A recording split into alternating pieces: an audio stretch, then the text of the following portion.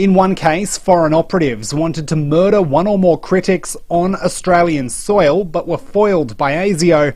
Mr Burgess says foreign interference is just one of the issues his agency expects to get worse over the next 5 years. If the spy game has a rule book, it is being rewritten. The spy chief is also warning overseas governments may try to sabotage Australian infrastructure and steal our secrets at increasing rates. The Defence Force is monitoring 3 Chinese ships spotted around 270 k's off Sydney. It's understood the vessels have been slowly travelling down the east coast of Australia. The ADF says it's monitoring them as part of routine procedures. Apple has announced a new iPhone 16e, which the company says will be sold at a more affordable price. The iPhone 16e offers most of the features from the iPhone 16, but costs $200 less. It's 60 years today since the first successful kidney transplant was performed in Australia at the QEH at Woodville. The landmark surgery in 1965 involved a father-in-law donating a kidney to his son-in-law, with the kidney lasting 11 years. Rico Tiramako, the son of the first transplant recipient, remains grateful for the extra time it gave him with his father. They took the kidney out of my grandfather and put it into Dad, and it lasted for 10 years. By that time, dialysis had improved a lot. He was on dialysis for another 10 years after that. So we got 20 years with our father that we wouldn't have had. Ukraine's President Volodymyr Zelensky says Donald Trump is trapped in a disinformation space created by Russia after the president suggested Ukraine started the war. Europe correspondent Hannah Sinclair reports. Volodymyr Zelensky's pushing back and says Trump's comments aren't positive for Ukraine. Instead, they help bring Russian President Vladimir Putin out of isolation. The US president's made quite a number of remarks, including that Ukraine started the war, which isn't true, and that there should be an election held there, with Trump saying that Volodymyr Zelensky's approval rating's down at 4%. Zelensky disputes that, and a recent survey suggests 57% of Ukrainians trust him as their leader. Now turning to 5AA Sports. Call Gliderol now. Order a new door with operator before the end of February and receive 2 extra handsets. Here's Tom Wren. Thank you, Jess. Let's start with footy. The Crows have launched their season with Riley O'Brien made a life member for his outstanding service. Meantime, AFL boss Andrew Dillon isn't concerned by reports of delays. That's for Tasmania's new stadium. The Devils are scheduled to enter the competition in 2028. However, the new stadium is still going through Tasmanian Planning Commission. We're working on the moment that we'll hit the timelines that have been envisaged, but so I don't want to sort of go into the hypotheticals. But again, it's a complex process, the way the planning works, and then the building. It's a magnificent site, but we'll have some complexities with it. So we'll work really closely with the club. Let's get to cricket. South Australia's in a strong position heading into day 3 of its Sheffield Shield clash against Tasmania at Adelaide Oval. SA will start the day at 6 for 272, giving them an overall lead of 264 runs with 2 days to play. Meantime, New Zealand's beaten Pakistan in the opening Champions Trophy one-dayer by 60 runs in Karachi. Australia will take on England tonight. Let's get to golf. Australian Carl Phillips will call on his only experience at a major tournament for his PGA Tour debut in Mexico tomorrow morning. The 23-year-old earned his tour card on the second-tier Corn Ferry Tour in 2024. Phillips says he experienced the heightened stakes when playing at the US Open last year. Yeah, the US Open was tough. I think it helped me understand situations a little bit better, how to handle myself under pressure. I think this week is going to be very similar. You know, stepping up on that first tee, I'm going to feel those similar nerves. How I handle that will be better than the US Open. And Aussie Alex de Minaur is through to the quarterfinals of the Qatar Open following a straight sets win. And that's the 5AA Sport. Thanks, Tom. Now the 5AA forecast. The heat is on. Keep cool with a cool summer aircon service from Automasters. Sunny and 29 today, 33 tomorrow, up to 38 for Saturday and 26 for Sunday. Right now it's 15 degrees on 5AA, always Adelaide. Discover the joy of family connection in the 7-seat hybrid Mazda CX-80. Now yours from a great drive-away price of $59,990 for the CX-80 G40E Pure. Enjoy 3 spacious rows, hybrid efficiency, and the reassurance of driving ANCAP's safest large SUV of 2024. Visit your local dealer to test drive the Mazda CX-80 today. Terms, conditions and exclusions apply. See Mazda.com.au for details. Barnacle Bill's Seafood Chicken and Chill Meal. Butterfish, prawns, calamari, chicken, chips and tartare sauce with a bonus 570ml Jalista Gelato. Barnacle Bill's Seafood Chicken and Chill Meal, only $34.50. Fresh from the sea, it's gotta be Barnacle Bill. Don't miss Cheap as Chips Chippy Rewards Super Sale this weekend. Cheap as Chips. Members get 25% off fantastic deals like 25% off garden ornaments, garden pots and garden solar to sort out your garden cheaper. Not a member? Sign up now online at cheapaschips.com.au or sign up in store before you purchase. Don't miss Cheap as Chips Chippy Rewards Super Sale. Live cheaper this Thursday to Sunday with Cheap as Chips. 5AA's Tech Talk with your host, Adelaide Tech Guy Richard Pascoe. Thanks to Harvey Norman Computers. Harvey Norman has the hottest prices on the best tech. The best laptops like the HP 14S with HD screen, now $368. Acer Aspire's Go Core i5 with 512GB of storage, just $568. The best mobiles like the Samsung Galaxy S24, now $748. That's $500 off. Save a huge $150 on 4G connectable TCL Next Paper Tab under $300. And the Motorola G75 with Moto Buds, just $398. And the best security too, with Swan Enforcer 4-camera security systems, now $298. Save $100 plus receive bonus $100 gift card. Harvey Norman, best brands, best range and best prices guaranteed. Some conditions apply. Stay informed, get involved. 5AA, always Adelaide. Hyundai's Keys to Summer event is here. Unlock offers across a wide range of Hyundai models. T's and C's apply. David Penberthy and Will Goodings, 5AA Breakfast.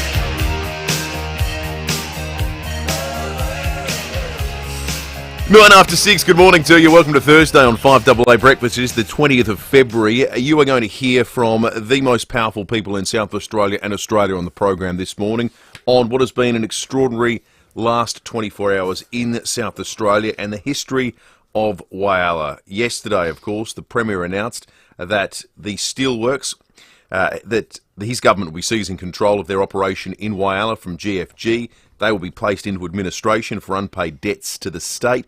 Kortamenta would now be running it. And today, the Prime Minister is in South Australia to announce what we understand to be a rescue package somewhere in the order of $2 billion. Both the Premier and the Prime Minister will be appearing on 5AA Breakfast this morning to talk about this issue further.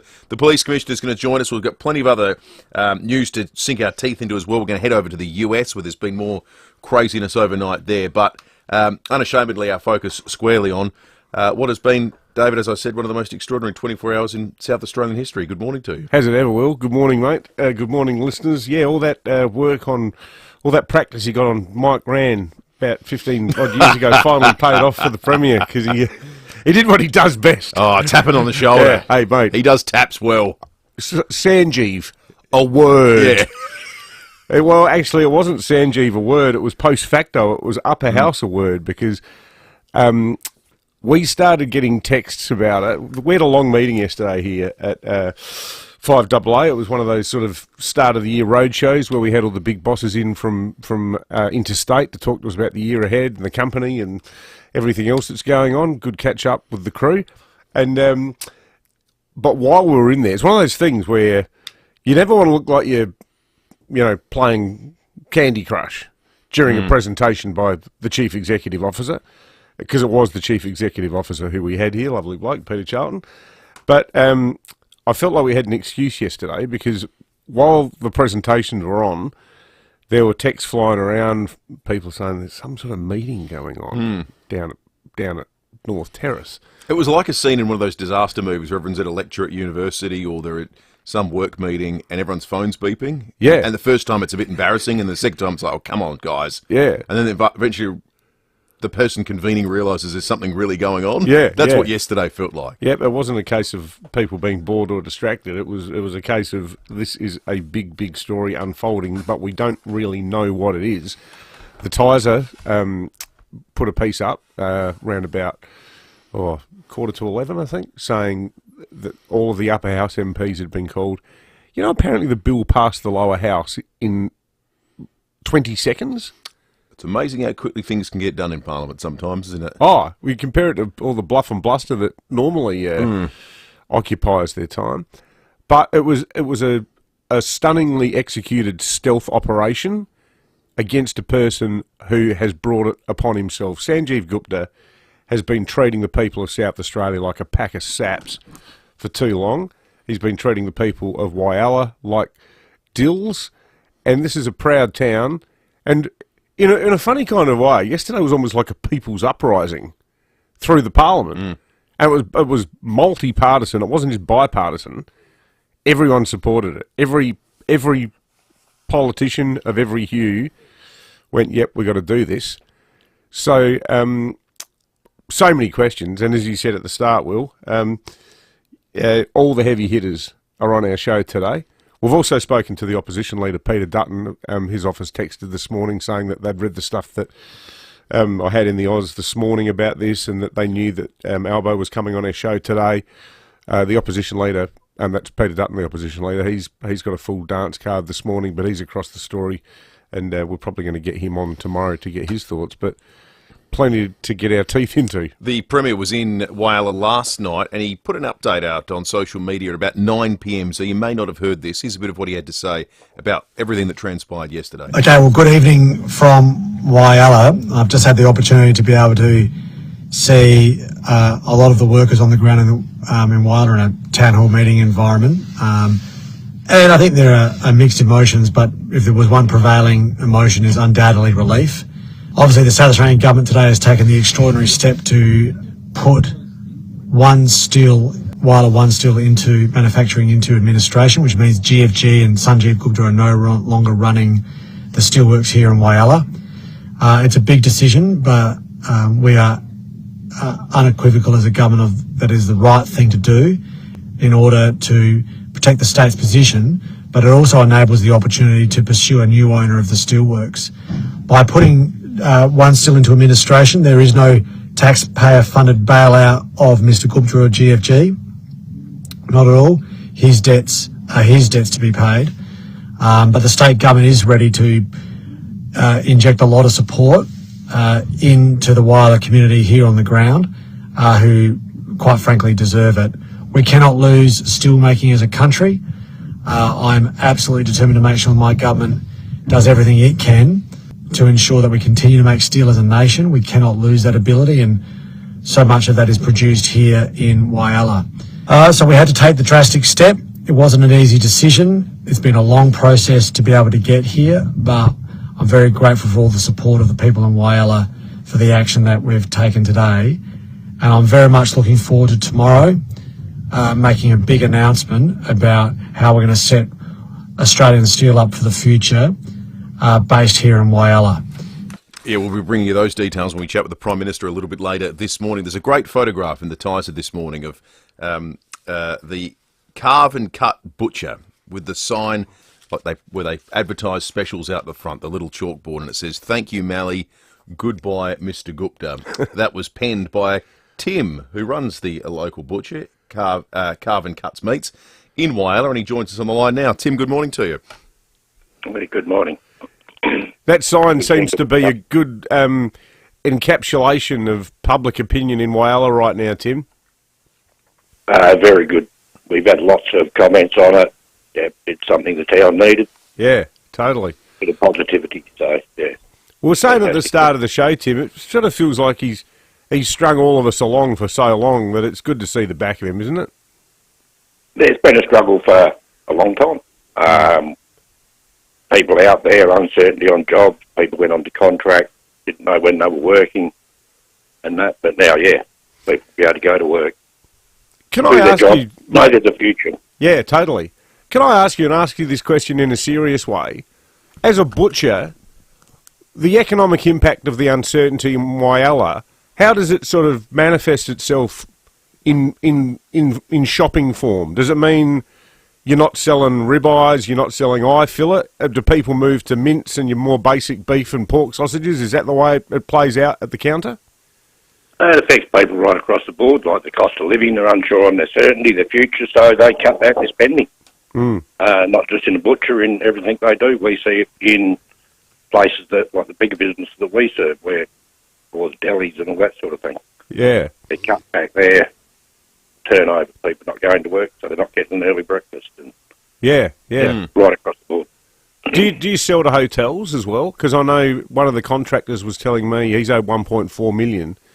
Great bloke, and he's Barossa based, and he was saying he was sending workers up to Whyalla, like 20 at a time. They'd stay in one of the local motels for several days, and he said all that stopped, so the hotels weren't getting any guests.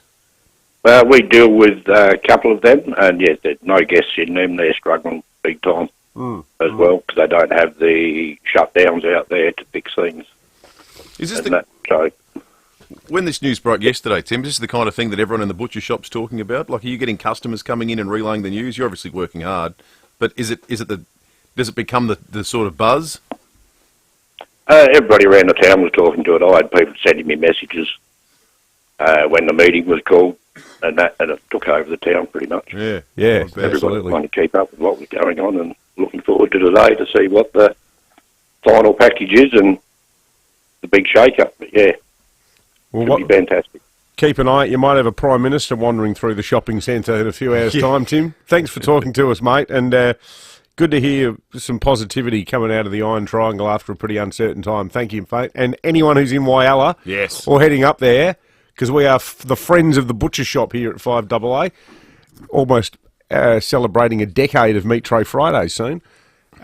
Get into carve and cut meats there in Whyalla for all your meaty needs. All right, we're going to take a break and get into the rest of the news headlines in just a moment. The King Anniversary Sale is on now. Save up to 50% on selected Australian design award-winning furniture. So why buy ordinary furniture when you can come home to King? Sale on now. Shop online or visit a King Living showroom today.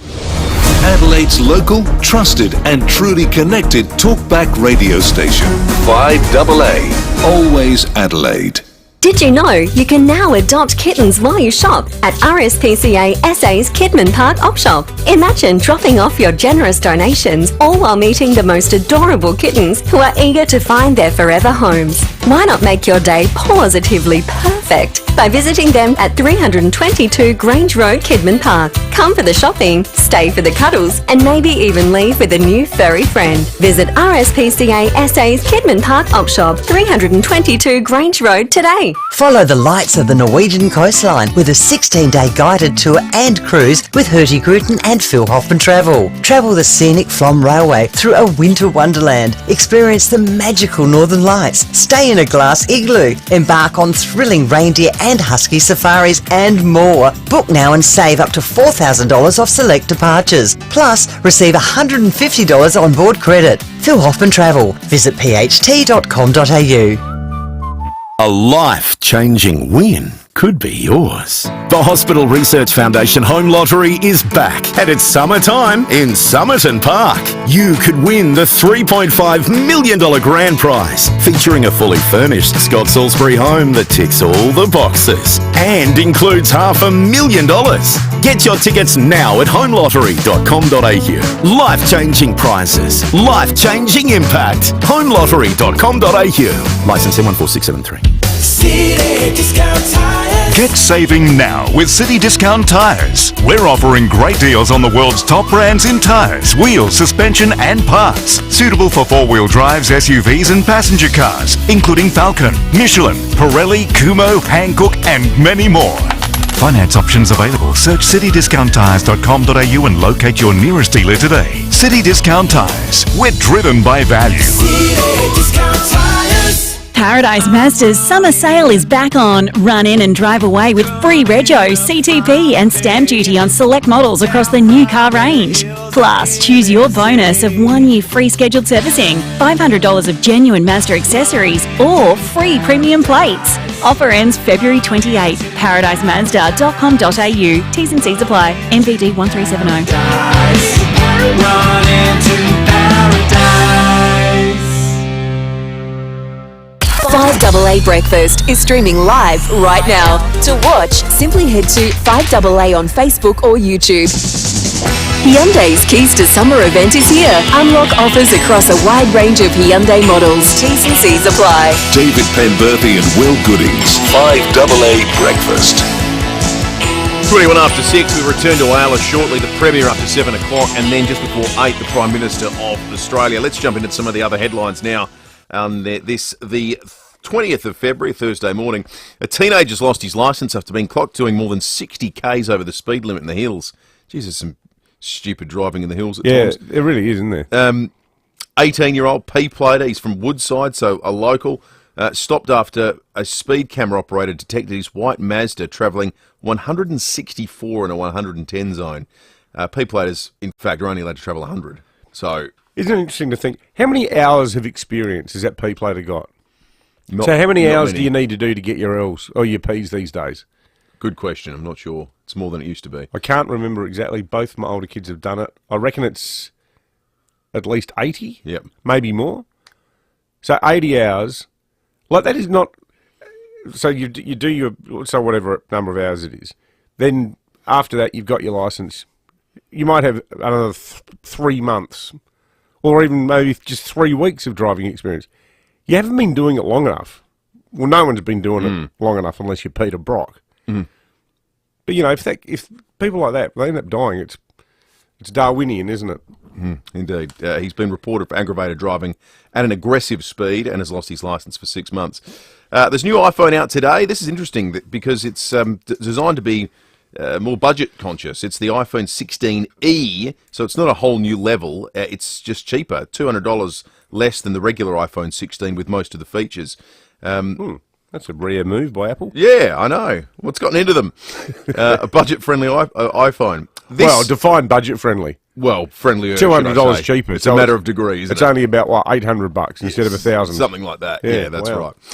This is a big story today around the nation. ASIO boss Mike Burgess has said at least 3 countries have plotted to kill dissidents based in Australia.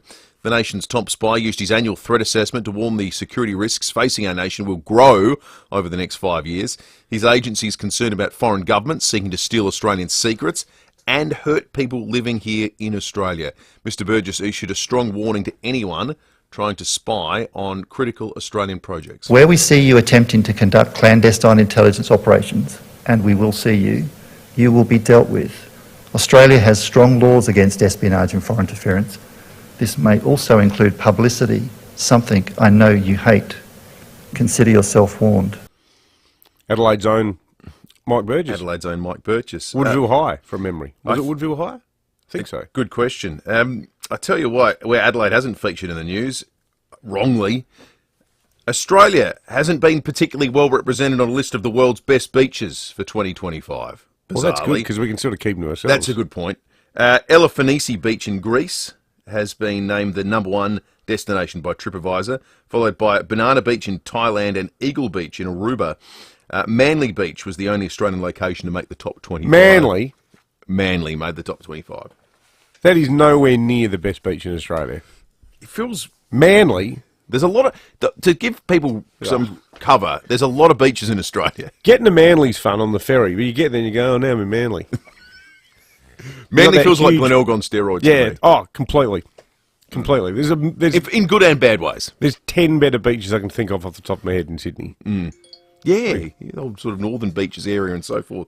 That's a peculiar one, that list. We'll do some text in a moment, but first... Mike Burgess, Underdale, represent. That's from Dave from Melbourne. Underdale. Not Woodville, Underdale. There we go.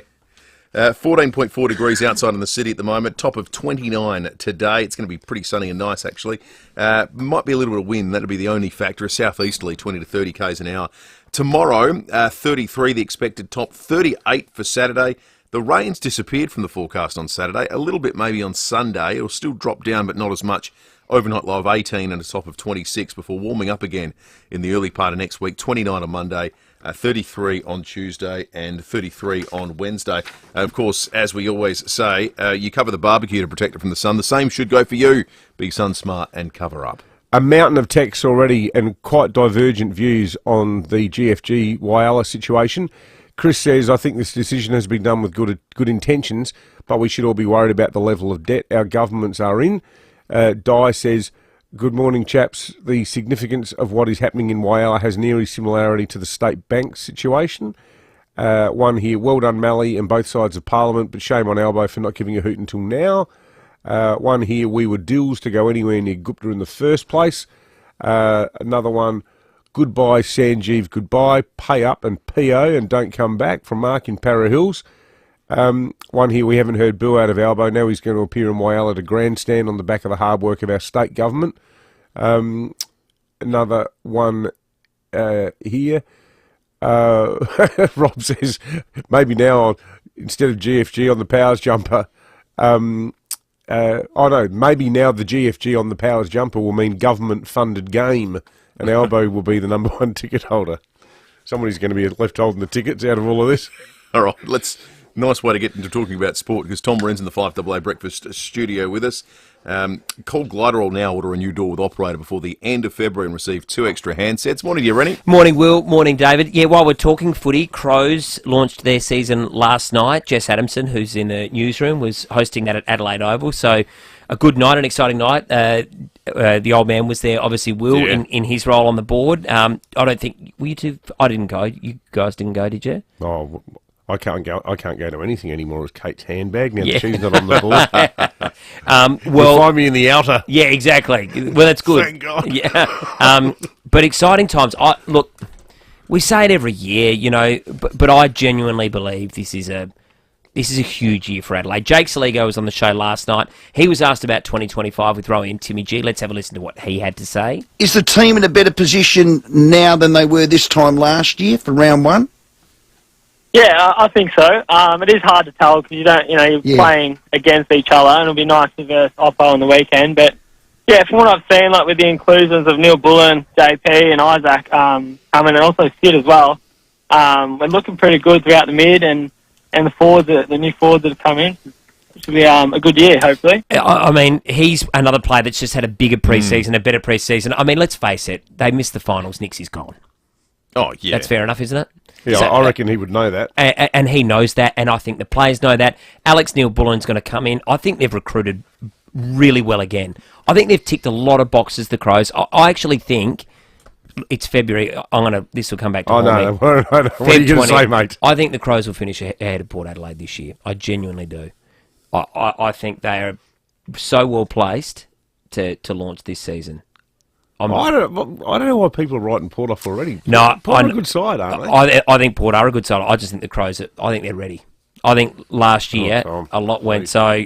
Be still, my foolish I probably heart. had too much coffee at 6:29 in the morning. But when are our top 8s due, Rennie?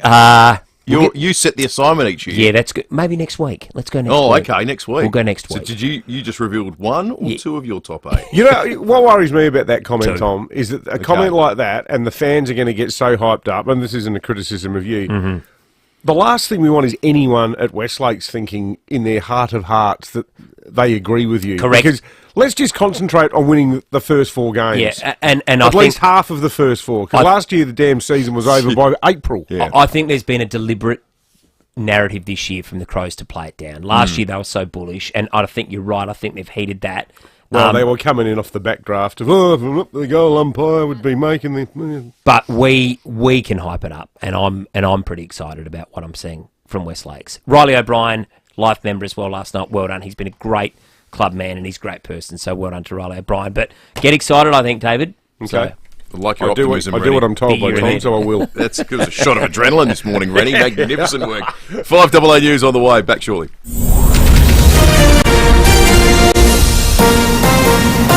This is 5AA News. Always Adelaide. Sunny and 29 today with the 6:30 news. I'm Jess Adamson.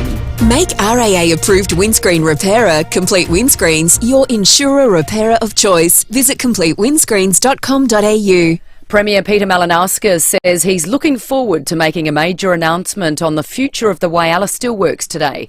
Prime Minister Anthony Albanese and the Federal Industry Minister will join him to reveal a funding package in the wake of the embattled business being placed into administration.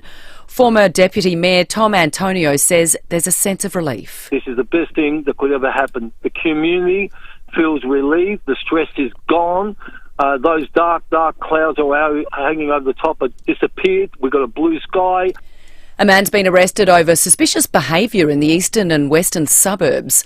Residents reported the suspect peering through the windows of homes in Glenelg North, Norwood, Theberton and Beulah Park. Police arrested the 56-year-old Salisbury man on Wednesday, charging him with being unlawfully on premises. He'll face court in May. Aussie researchers have discovered a key driver of prostate cancer, which could lead to a new generation of targeted treatments and drugs.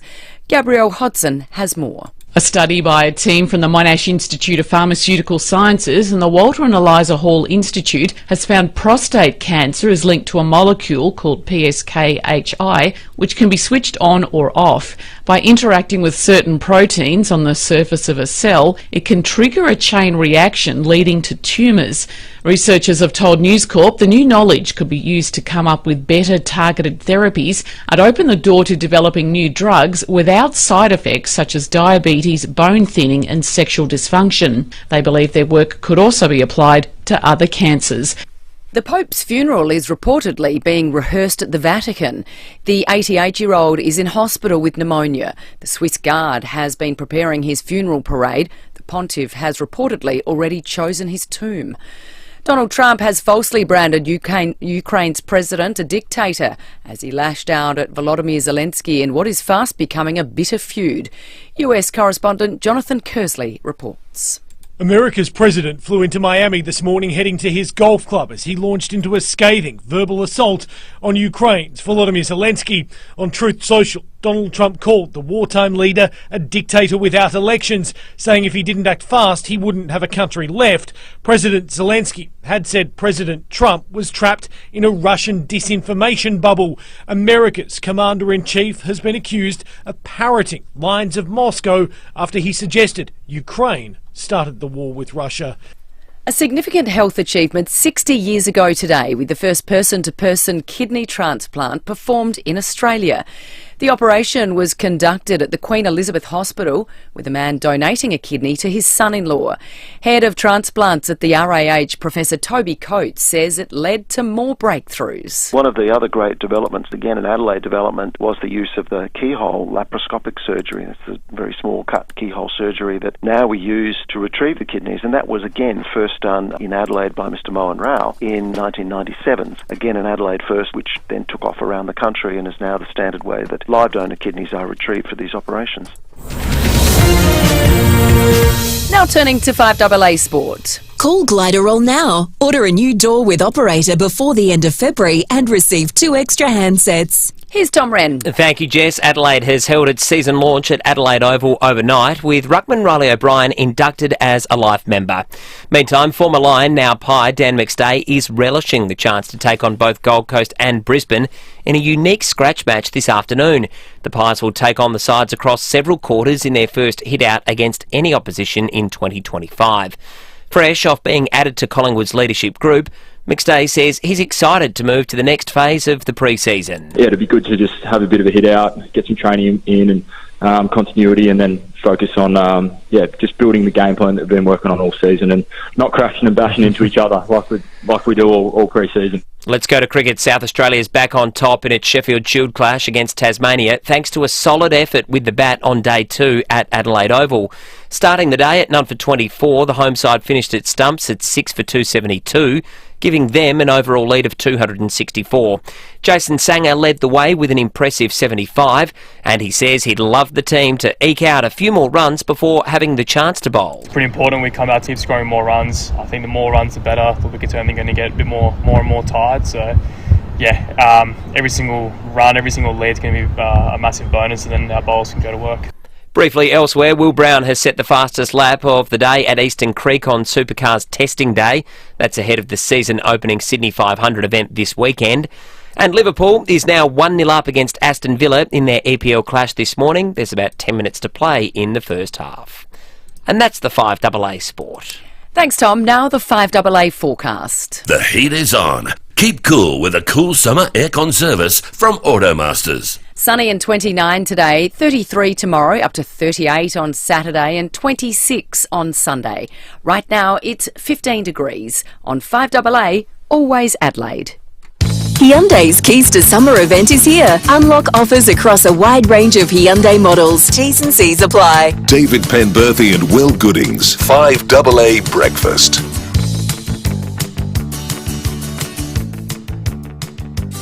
24 minutes to 7, the Prime Minister of Australia, in just over an hour's time. Usually we'd be chatting with Matt Abraham at that time, but do we have an exciting development for you today? 9 to 10, out of 10, every time. Coming up this morning, the very first Abraham at 8, immediately following the Prime Minister and the Premier, we should say, who's going to be joining us after 7. We're going to get some live spin ratings from Matt Abraham, who's going to be listening in. We'll get his take on what both the leaders have had to say, how this situation Whaler has played out, and what today means. From by 8 o'clock, after 8. We will have broken enough stories by 8 o'clock between the Premier and the Prime Minister coming on with all the details about what it means for Whaler, what it means for the state. So happy to cede that territory to Matt, because he's the best dismantler of spin in the business. Looking forward to Abraham at 8 this morning. Always look forward to talking movies, and Lucy's in the studio to do precisely that. Movies are better on the big screen at Wallace Cinemas, Mitcham, Mount Barker, Noarlunga, and the Piccadilly, wallace.com.au. Morning to you, Luce. Good morning. Let's give that wheel a spin and find out the year we're talking about this morning. Lucy leans back, gives it a giant spin. Jeez, I've I've had my hot cross bun for breakfast this morning with that. We've only got till 9 o'clock, Luce. The number is 5. The number 5. Now, last week, the year was 2019. Today, it is the 1940s. Wow, 1940s. Ooh, God, the 1940s. I'm going to have to close my box office. Yeah, polar opposite. Doesn't go back. Now, there's no specific year, because the 1940s, sort of slim pickings for real blockbuster films of the 40s. It's going to be I wouldn't say that to a 90-year-old. Well, I'm happy to be debated on that. It was X amount of years before my time. But the films today, Casablanca. Oh, yes. Or Citizen Kane. Oh, wow. That's two of my all-time favourites. 8223 0000. There's no bad option here. Wallace Cinemas Family Pass if you call in to vote for either Casablanca or Citizen Kane. Genuinely two of my favourite films of all time. Yeah. Totally different films. Totally different. Well, 8223 0000. We've got a Wallace Cinema Pass to give away. So Casablanca was from 1942. Jeez, is it that old? 42. My dad was born that year. And Citizen Kane was from 1941. Citizen Kane to me feels like a much older film than Casablanca. Yeah. There's something contemporary about Casablanca. It's a relatable construction. It's a love story. It's set during a war. Like, there's a lot. Citizen Kane is an epic. It was sort of the start of those sort of, it's a faux biopic, but it feels... the scale of it is unbelievable. Yeah, those historic sort of Cecil B. DeMille... the sort of sweeping movies. Yes. Even some of the ones that were quite fascist in their tone, like those D.W. Griffith films. Yeah. Orson Welles. Yeah, but I know which one I'd pick, but I won't skew the vote. I don't know which one I'd pick. Let's see what Guy would do. Guy, good morning to you. Finally, after 3 years, you put Casablanca in there. My equal favourite movie of all time. What's it equal favourite with, Guy? A similar genre, Monty Python and the Holy Grail. Yes, I have done that one. Very good. All right, one for Casablanca. 8223 0000. Guy at the moment in the running to win the Wallace Cinema Pass. Casablanca or Citizen Kane? Which is it that Lucy... Now, remind me, Casablanca is in Morocco. Yes, it is. Yeah, that's right. So it's Morocco. It's during the Second World War. Morocco, obviously, a French territory. That's right. But German troops are stationed there because I think France is occupied at the time. Yeah. But there are still sort of French nationalists there that are effectively running the scene, and you've got this American bar owner. It's a good white linen suit film. Oh, is it? It's the best. Fun fact, though, the film was shot entirely at Warner Brothers Studios in California. Oh, they all were. Well, that was not what you... Yeah, what year did it come out? Well, 1942. They was tough to do a location shoot. Weren't heading to Morocco. A bit going on there. Gwenda, good morning. What's Lucy watching? Good morning. Casablanca, definitely, because being 95 soon, I've seen it 3 times. I saw it 3 times in my teens. Oh, really? Definitely. Wow. Yes, Claude Rains, Ingrid Bergman, and Humphrey Bogart. So, yes, that's my era, and Casablanca comes top. Can you remember, Gwenda, where you saw it? Which cinema you saw it at when it came out? Yes, down at, we lived at Camden. They call it Camden Park now. Camden at the Ozone Picture Theatre down on Jetty Road. Oh, that was that beautiful old Art Deco cinema. That only got knocked down about 30 years ago. I can remember going there as a kid in the 70s. It was great cinema. Gwenda, this could be the beginning of a beautiful friendship. Jennifer in Dover Gardens, good morning. Hi, Jennifer speaking. Hi, Jennifer. Yes, Casablanca, for sure. I've probably seen it 20 times. Oh, really? Wow. Yes, I saw it at the movies. I'm in my late 70s. I saw it in the movies, and I also saw it on a black and white TV growing up as a child. And I could not stand Orson Welles. So the minute that I knew that he was in Citizen Kane, I couldn't watch the movie. Yeah. So I just could not stand that man. Even when he was young, there was something about him that I found creepy. And I don't know what it was. But, yeah. Thank you, Jennifer. What was it, War of the Worlds, maybe, Yeah, I was Jennifer? gonna Was it say. when he said aliens had invaded and people believed him? Thank you, Jennifer. Let's go to Phil in Seaford. Good morning, Phil. Good morning. Lucy, go and watch Casablanca. Wonderful. I've actually been there. Oh, really? Oh, wow. And I've been into the little, the little pub that they used. Good on you, Excellent, Phil. That's Phil. unbelievable. Let's go to Albert This and is a Evelyn. clean Good sweep. morning. Good morning. I say Casablanca because I was born in 1943. Just 1 year after the film, Evelyn. Fair enough, Evelyn. Yeah. That's a good reason to pick it. Why not? From Albert into Theberton. Sam, what do you say? Not that I think Good it matters, morning, sorry, boys. Sam. If you wake up in the morning, it's a good morning. It's got to be Casablanca. Yeah, it's a beautiful Thank you, film. Sam. Well, that's 6-0, I reckon. What was your answer in the end? And I'm intrigued by this because Citizen Kane's in large part is a newspaper story. Yeah, I must admit, I'm a bit with Evelyn. It's not that I don't like Orson Welles. I don't love him as an actor. Yeah. I find him a bit laboured. Whereas I just like any movie with Humphrey Bogart, and if it comes on, I'm watching it. Humphrey Bogart is a genuine, like Orson Welles is an auteur. I think like he made Citizen Kane. And, like he's a very intellectual movie maker. But Humphrey Bogart's a movie star. Yeah, in the completely. traditional sense of a movie star. Yeah, no, I'm a Casablanca all day. What would you have picked? I don't think our listeners ever get it wrong. Casablanca would have been my choice. Yeah, it's just such a brilliant movie.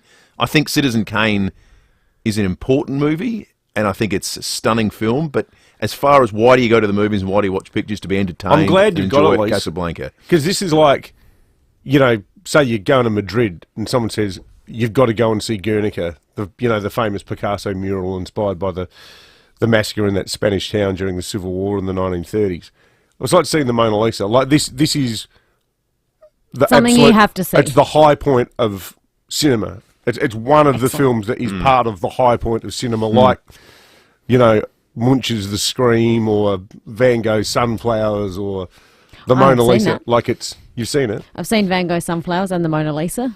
The thing that's Where's amazing. Sunflowers? Amsterdam. Anyway, Oh, wow. I think it's really fitting that we give Gwenda and Glenunga the Yes, Wallace Cinema Gwenda, Pass. you got the Wallace Cinema Now, Pass. Glenda, if you can't get to the movies, please pass it on to another family member. But Gwenda, we will send you out some Wallace Cinema tickets. I like this era of film as well, where movies were production line. You went to there were studio films where there were writers who sat there all day from 9 to 5. What are you doing? I'm writing movies. I'm an actor. I'm going to act on a movie today. What are you doing tomorrow? I'll be doing a movie. Like it shouldn't have been an environment where great film gets made, but it did happen somehow. It's just brilliant. Well, as our good mate Rob says, these are two movies where acting and words matter, unlike special effects, and where actors had to command the screen. It's true. Yeah.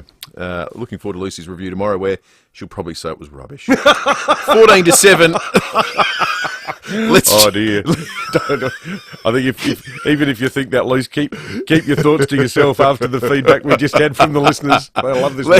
Well, this is what the movie bowl's all about. Totally. You picking your favourite film and Lucy telling us why she doesn't like it. And thinking about selling your commercial property, need advice, talk to the experts at RWC Adelaide. Visit rwcadelaide.com. Morning, guys. Good start to your Thursday with no major issues. Watch out for a burst water main, though, in Gillis Plains, North East Road near Lawrence Street. Some ongoing works today in Themerton, James Congdon Drive near George Street. City-bound traffic affected with speeds down to 40 k's there.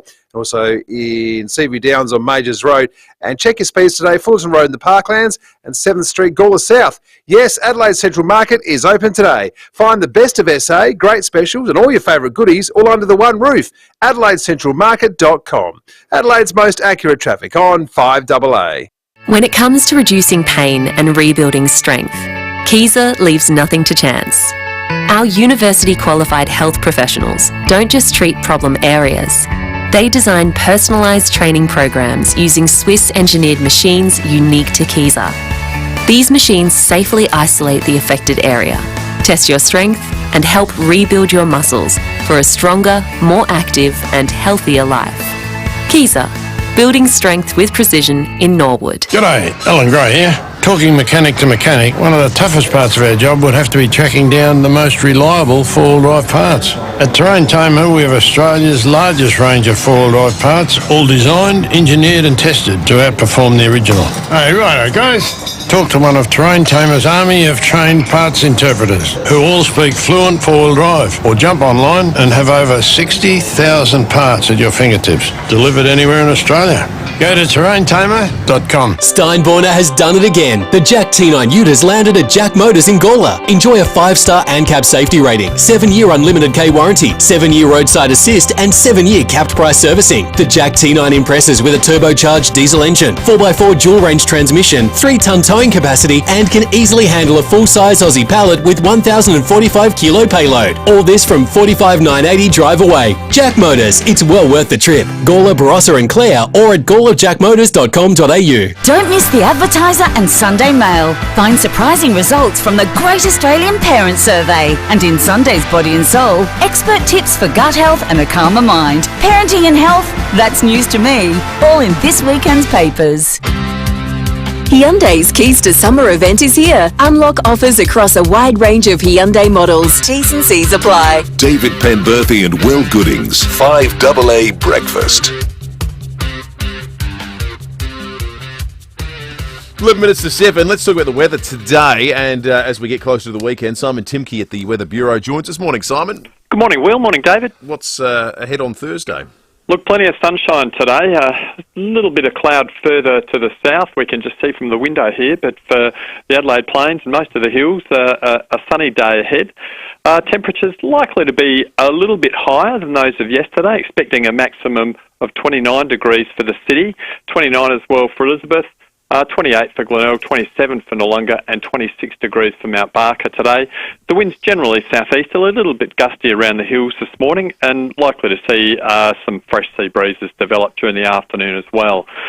More sunshine on the way for Friday and a little bit hotter as our winds tend around more east to northeasterly, down to 16 overnight and 33 degrees a maximum for Friday. Even a bit hotter on Saturday. Saturday's our change day, so we'll have some fresher northerly winds to start off with during the morning and very hot during the day, 38 degrees the maximum after a pretty warm night, 22 the minimum. At this stage, quite a few districts, including the Mount Lofty Ranges, in extreme fire danger for Saturday, so a day to be careful. The wind change looks to be moving through very late afternoon or early Saturday evening, and that'll bring some southwesterly winds and milder conditions, possibly the chance of a shower very late evening, continuing into Sunday morning. Could even be a rumble of thunder early Sunday morning. I think any showers or storms around the place will clear away pretty quickly though, and Sunday afternoon should be sunny. Southwesterly winds keeping those temperatures slightly lower, maximum temperature 26 degrees for Sunday.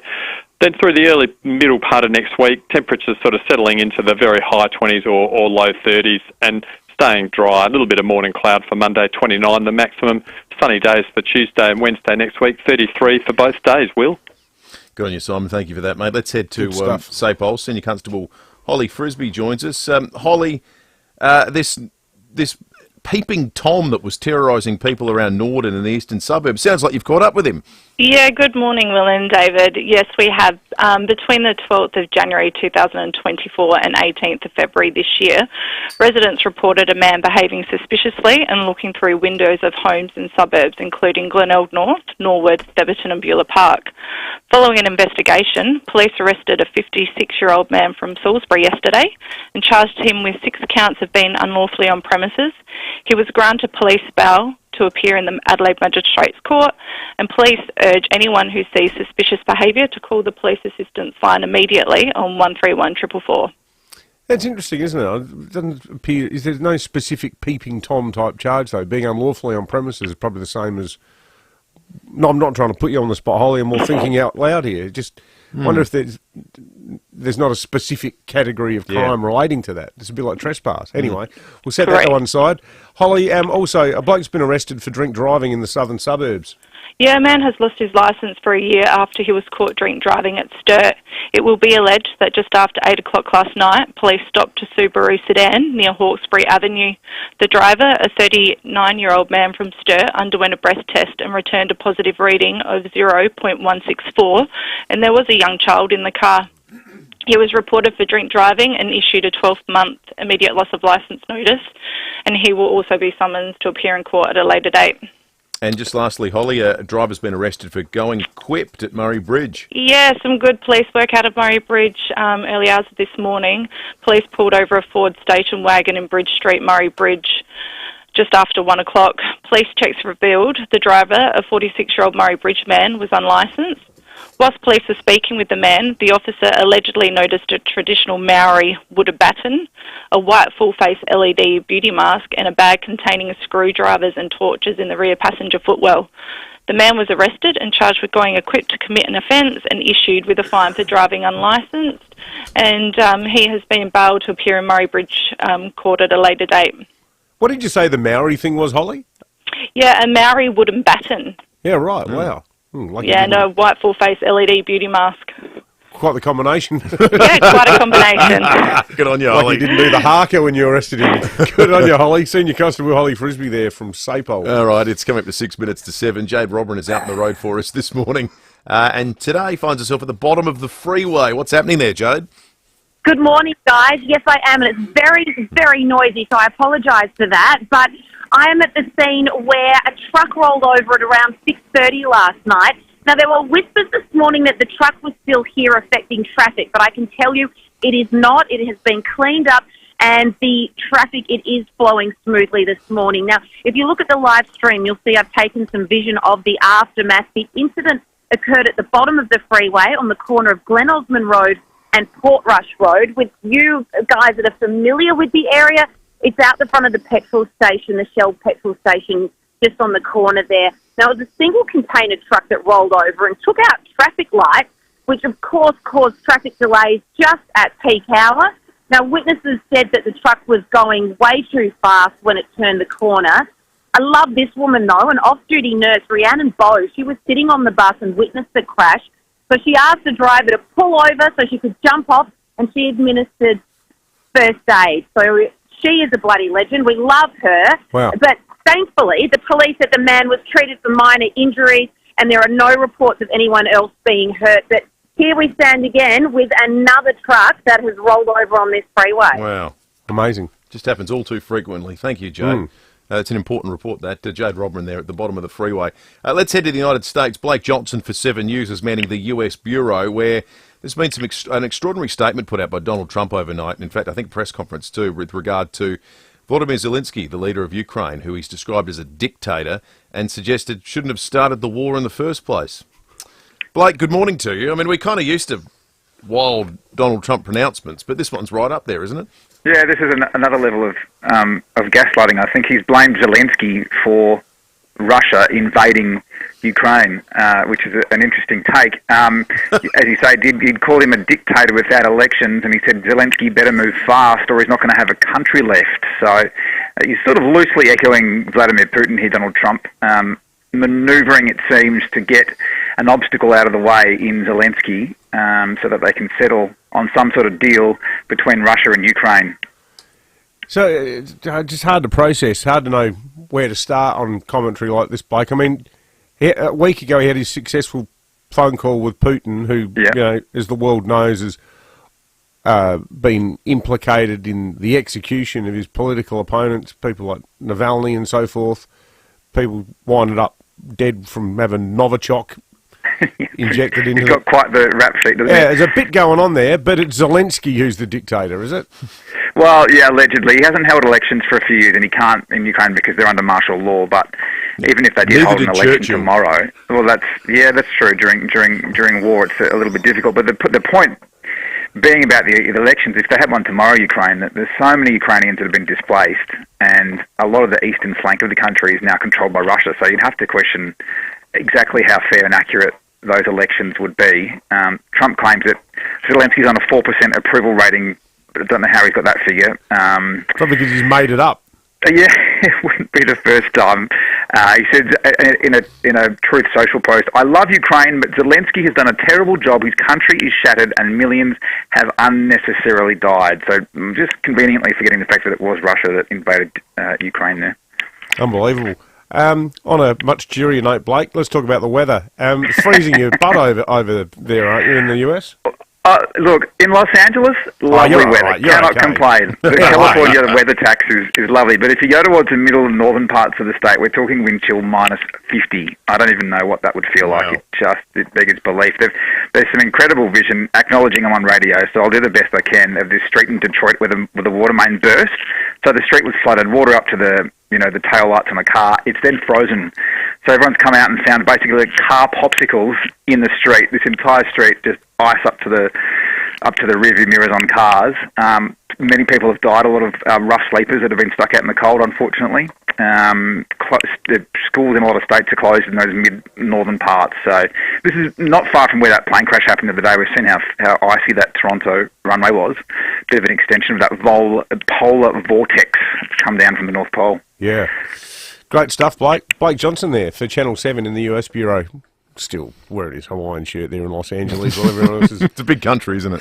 Oh, it's crazy. Yeah. 5AA News is coming up in just a moment. The Premier is going to join us live from Whyalla. Did you know you can now adopt kittens while you shop at RSPCA SA's Kidman Park Op Shop? Imagine dropping off your generous donations, all while meeting the most adorable kittens who are eager to find their forever homes. Why not make your day positively perfect by visiting them at 322 Grange Road, Kidman Park? Come for the shopping, stay for the cuddles, and maybe even leave with a new furry friend. Visit RSPCA SA's Kidman Park Op Shop, 322 Grange Road today. The BJ in BJ Energy stands for Benjamin Jack, the director, and the energy, well, that stands for savings.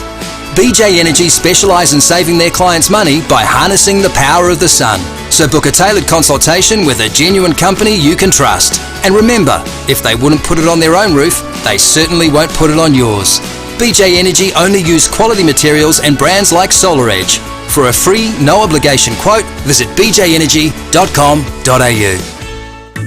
5AA's Tech Talk with your host, Adelaide Tech Guy Richard Pascoe. Thanks to Harvey Norman Computers. Harvey Norman has the hottest prices on the best tech. The best laptops like the HP 14S with HD screen, now $368. Acer Aspire's Go Core i5 with 512GB of storage, just $568. The best mobiles, like the Samsung Galaxy S24, now $748. That's $500 off. Save a huge $150 on 4G connectable TCL Next Paper Tab, under $300. And the Motorola G75 with Moto Buds, just $398. And the best security too, with Swan Enforcer 4-camera security systems, now $298. Save $100 plus receive bonus $100 gift card. Harvey Norman, best brands, best range and best prices guaranteed. Some conditions apply. The news and information that matters. This is 5AA News, always Adelaide. Sunny and 29 today with a 7 o'clock news. I'm Jess Adamson. For the best price, quality and same-day service, trust Complete Windscreens. RAA approved, Main North Road, Prospect. FIVEAA will remain in the spotlight today. The Prime Minister and Federal Industry Minister will join the Premier to unveil a major funding package in the wake of the steelworks being placed in administration.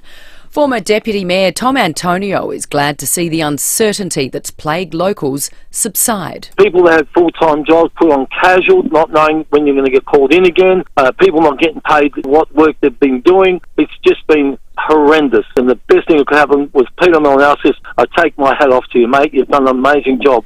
GFG say they're assessing what's happened in the past 24 hours and seeking advice on their options. Police have arrested a Murray Bridge man, charging him with going equipped. He was pulled over on Bridge Street around 1 this morning. Whilst police were speaking with the man, the officer allegedly noticed a traditional Maori Buddha baton, a white full-face LED beauty mask and a bag containing screwdrivers and torches in the rear passenger footwell. A man's lost his licence after blowing more than double the drink driving limit with a young child in the car.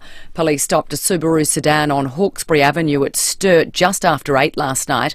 The driver, a 39-year-old Sturt man, blew .164. He's lost his licence for 12 months. Australia's domestic spy agency has set up specialist teams to fight foreign interference in the lead-up to the federal election due sometime before mid-May. ASIO boss Mike Burgess has delivered his annual threat assessment in Canberra, warning security risks will only escalate over coming years.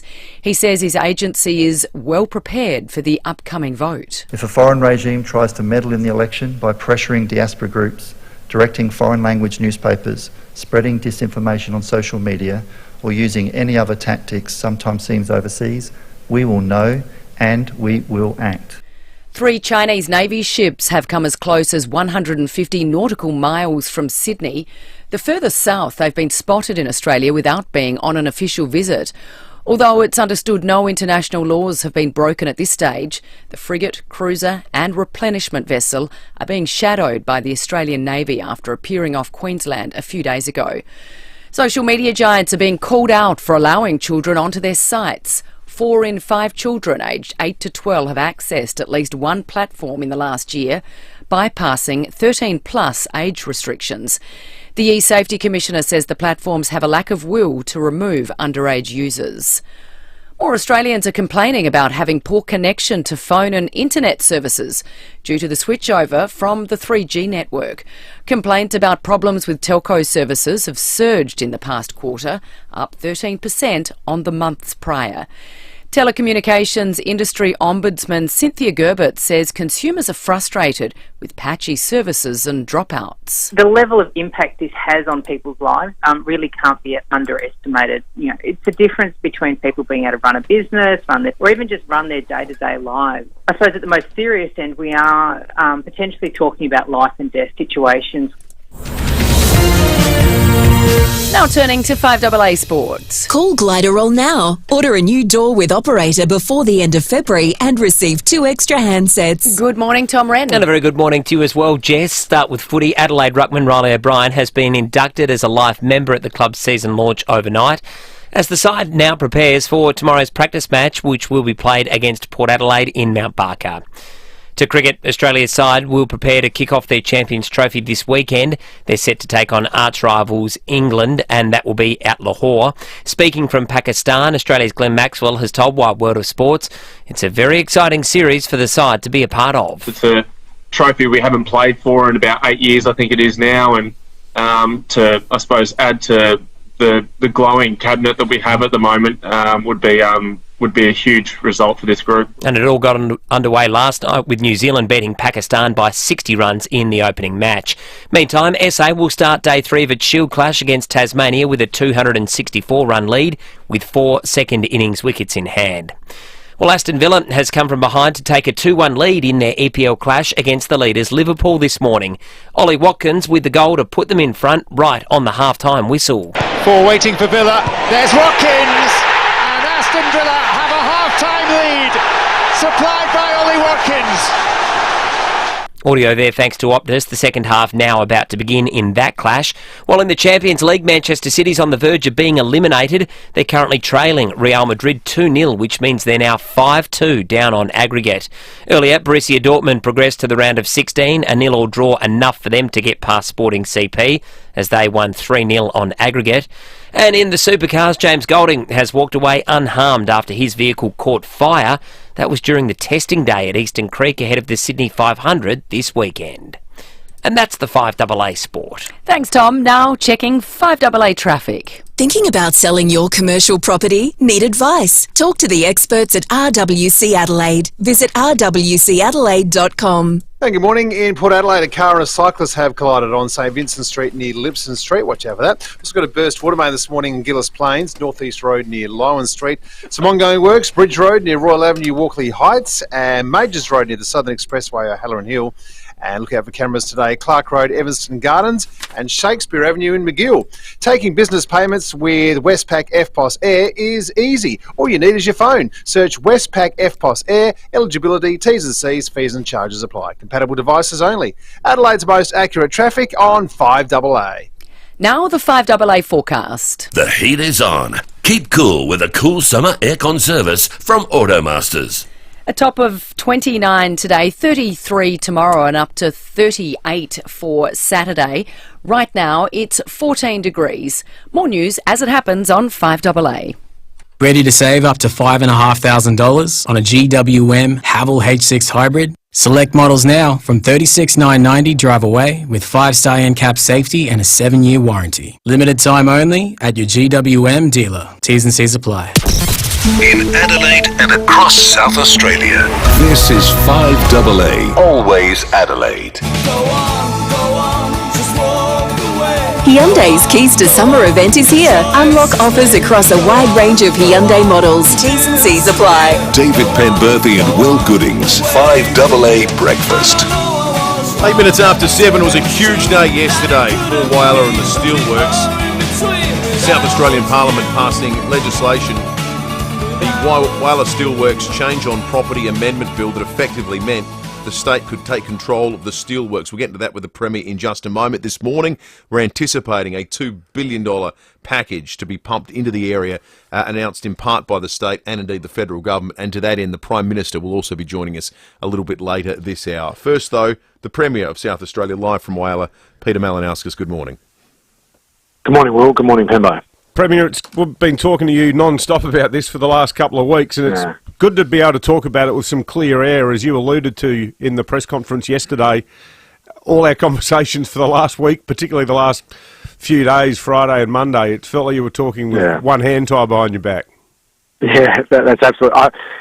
We've been working on this obviously for some time, Dave, and it feels somewhat liberating now to sort of, in full public view, show the South Australian public just how much work the state government has been putting into this situation to be able to arrive at the point that we are now. And that'll obviously will go to a whole other step this morning when in about 3 hours' time I stand up with the Prime Minister and announce a comprehensive package that sets steelmaking in this country up, hopefully for generations to come. So yesterday was a really big day, and I just want to give a shout out to my parliamentary colleagues, because there are a lot of people that didn't know what we had been working on, and I had to bring them in the loop yesterday morning and bring them into the state government's confidence. And, we had Liberal MPs, Greens, One Nation, SA Best, Independents, absolutely everyone just sort of got on Team South Australia in the Parliament yesterday, and they deserve a lot of credit for working as collaboratively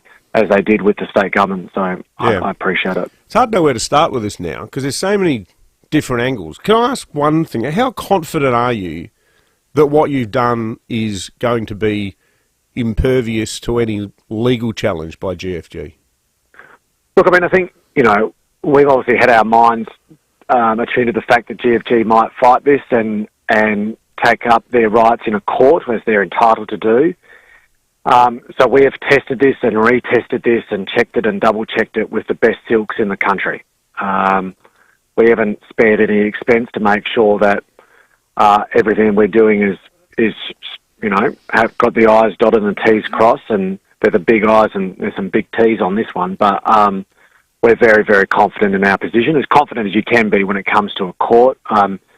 Workers on the ground here at the big forum we had last night, one worker asked a similar question, and I think most people who are familiar with courts will appreciate that ultimately a judge is sort of like a footy umpire. You can never, even when it's a lay-down misère holding the ball tackle, you can never be 100% sure that they've seen it the same way you have, but we're as confident as you reasonably can be. Premier, did you take action yesterday in the months leading up in the knowledge that there is someone ready and willing to take over ownership of the steelworks, or is that yet to be determined? Okay. Again, that's a really important question. So I would have loved to be putting the business into administration yesterday and then today announcing who the new owner is. It wouldn't surprise you that we've been talking to steelmakers across, really globally for some time now about the opportunity in and around Whyalla, not just the GFG business, but more broadly because of the magnetite resource that's here. And we have spoken to, there's been publicly mentioned the name BlueScope. We have been speaking to BlueScope about the general opportunities in this part of the world. The thing is this, no one's willing to buy the steelworks unless they've got a familiarity with the business and got in under the hood and looked around and see what state's it in. And they've got to act in the interest of their shareholders. So it's going to take time. Last time, it took 17 months before a new owner was found. So I want to be candid with people. This is the beginning of a journey that is going to take a long time, but we've now taken the big first step to get there. That's a big risk, though, isn't it? So any alternate prospective owner hasn't had a chance to look yet. So that's right, but the only way they're able to do that is through this process of administration. You must be confident when they look, they're going to like what they see. Well, here's and this is the critical point. What we know is that whatever risk is associated with this process, it's a far smaller risk than just sticking it out with GFG and muddling along. And that's what changed the game from the government's position. Because we were in receipt of advice from the Steel Task Force, is that the steelworks and the financials of the business is on a rapid downhill trajectory, and it'll reach a point eventually where you get to the bottom and you can't get it out again. And we didn't want to get to that point. We wanted to intervene before it became irredeemable. Now, that doesn't mean into the future that you're 100% guaranteed of success, but it means that you've got a far better chance of it than just sticking on the path that we were on. And we're pretty optimistic. We're pretty optimistic that in conjunction with government support and a serious package that's thought about the future, like the one that we are going to announce in a few hours' time, that we'll be able to get that new owner. And that's what's different between this time and last time with RM. Now we're going to have a substantial assistance package on the table with the support of the federal government to set up a new steel owner so they can stand on their own 2 feet and be financially sustainable. We've been speaking to creditors over the last couple of weeks, Premier, and I've been texting some this morning, and they know you're on our show. They're listening. They're going to be listening at 7:45 when Albo's on as well. The crucial question right now is, what does it mean for them? Because some of them, and we've discussed this, some of them are weeks away from going under. One bloke I've spoken to, I'm sure you've spoken to him too, he's refinanced his family home. What does this mean for them? Well, I'm meeting them this morning. I think I'm meeting them at 9 o'clock. 9:15. Yeah, there you go. Thank you. And that out of all of the events that have transpired over the last few days, that's the meeting I'm looking forward to the most. 9 to 9:45. Yeah, because and the reason why I'm looking forward to that the most is because we're not coming empty-handed. We're coming with a plan. We're coming with a plan to actually show them the support that they deserve, because they're the ones that have been hardest hit. Workers on the ground at the steelworks, they're getting paid. In fact, some are getting paid a bit of overtime at the moment, so because there's work to be done at the steelworks. But the creditors aren't getting paid for the work that they're doing, and that's just wrong. And we have developed a very carefully crafted position to protect the taxpayers' interests, but at the same time look after those creditors. And I just want to do them the courtesy of letting them know first, so I can't wait to get in front of them after I finish a bunch of radio interviews this morning, and then providing the public with the full detail of that when I stand up with the Prime Minister this morning. Premier, you've previously detailed to us and our listeners that some of the attractiveness of this asset is the uniqueness of it in terms of the steelworks, the mine, and the port there. Is there any prospect of selling the component parts of this, or would you like it to operate as it has done collectively under GFG, or hasn't worked as it turned out? So the reason why Whyalla is here is because of the vision of Sir Thomas Playford to link the mines to an integrated steelworks, which the country desperately needed, particularly as it was approaching wartime. And so under the indenture, you can't get the mine unless you make steel. And we have no intention of breaking that link. To give people a bit of context, under GFG's ownership, the mine here, which mines iron ore, which is graduating from hematite to magnetite, which has got more value. I'm doing this from memory now, but it's well north of $5 billion worth. $5 billion, I think it might be closer to $7 billion of ore has been exported from South Australia. So a lot of cash has been pouring through the books of GFG. Now, by having the mine linked to this, now all we want is it can continue to export iron ore, but a proportion of it needs to go to the steelworks to be made for Australian steel. And Vision's, so Playford's vision was the right one, but now we've got the opportunity to graduate it to the next phase with magnetite and beginning the process of decarbonised steel. Because as a country, we can't be the world's biggest exporter of iron ore, one of the world's biggest exporters of metallurgical coal, and then not have the ability to bring the two together to make steel for ourselves. You know, and that's what happens here in Whyalla, and that's what can't be lost. And that's why the federal government has to step up to the plate, and obviously what we're going to announce today. Premier, are you still wedded to your $593 million hydrogen plan, or has the future of that been knocked around by what's happened with the GFG? So we wanted to, what Gupta's vision was to do what's called an electric arc furnace and a direct reduction iron facility to make green steel, and then the third thing you need to be able to do that is hydrogen. And, of course, he hasn't delivered on that. So I'm not going to build a hydrogen plant with no one to sell the hydrogen to.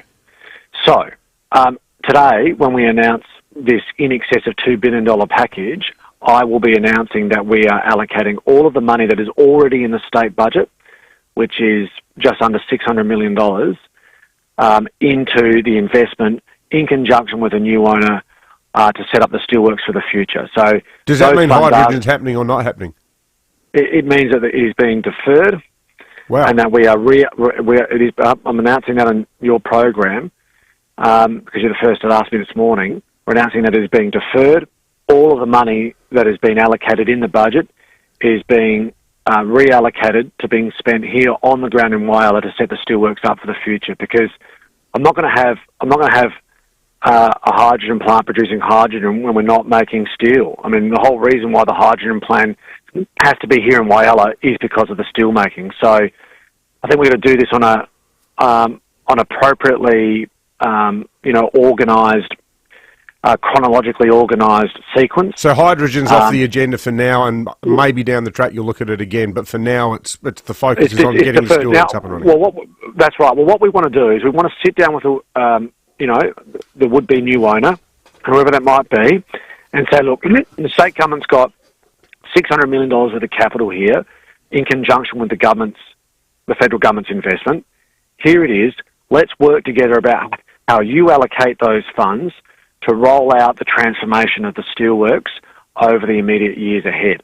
Now, if they say, listen, I want you guys to spend that money on a hydrogen plant, then we've got our plans ready to go. We intend to retain the Office of Hydrogen and Power. They'd be defying market trends if they did say that, wouldn't they? Well, if they said that, if they jumped to that conclusion, yes. But there is a graduated path to get there because hydrogen is necessary to make fully decarbonised steel. But gas is part of that transition, along with DRI and direct reduction iron facility and electric arc furnace. So we want to do this methodically, but I want to do it with the private sector. Gupta was the one who said, I'm going to do EAF and DRI, you need to do the hydrogen. So that's why we started doing all that work. And there's a lot of IP there that now sits within the government that has a value that can be retained. But I really want to work with a serious steelmaker to make sure we get this right to set the plant up, like I said, so it stands on its own 2 feet into the future. So it's committing $600 million, but not yet sure what the $600 million will be spent on?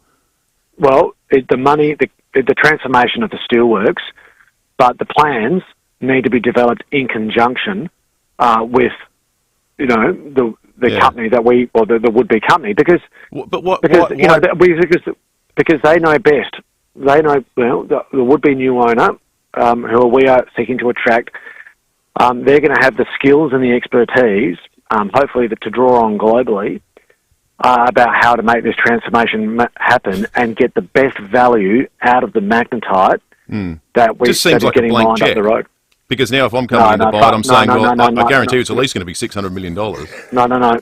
Well, I'll be announcing some detail with the PM today, and I'm not going to do the discourtesy to the Prime Minister of making his announcement for him, but there's got to be a serious plan here about how that rolls out, and it won't just be a blank check. It'll be linked to very specific activity that's about setting the steelworks up properly. When will South Australian taxpayers be reimbursed? I'm talking royalties and SA Water. Yeah, well, that will be the same as other creditors going through the administration process. Okay.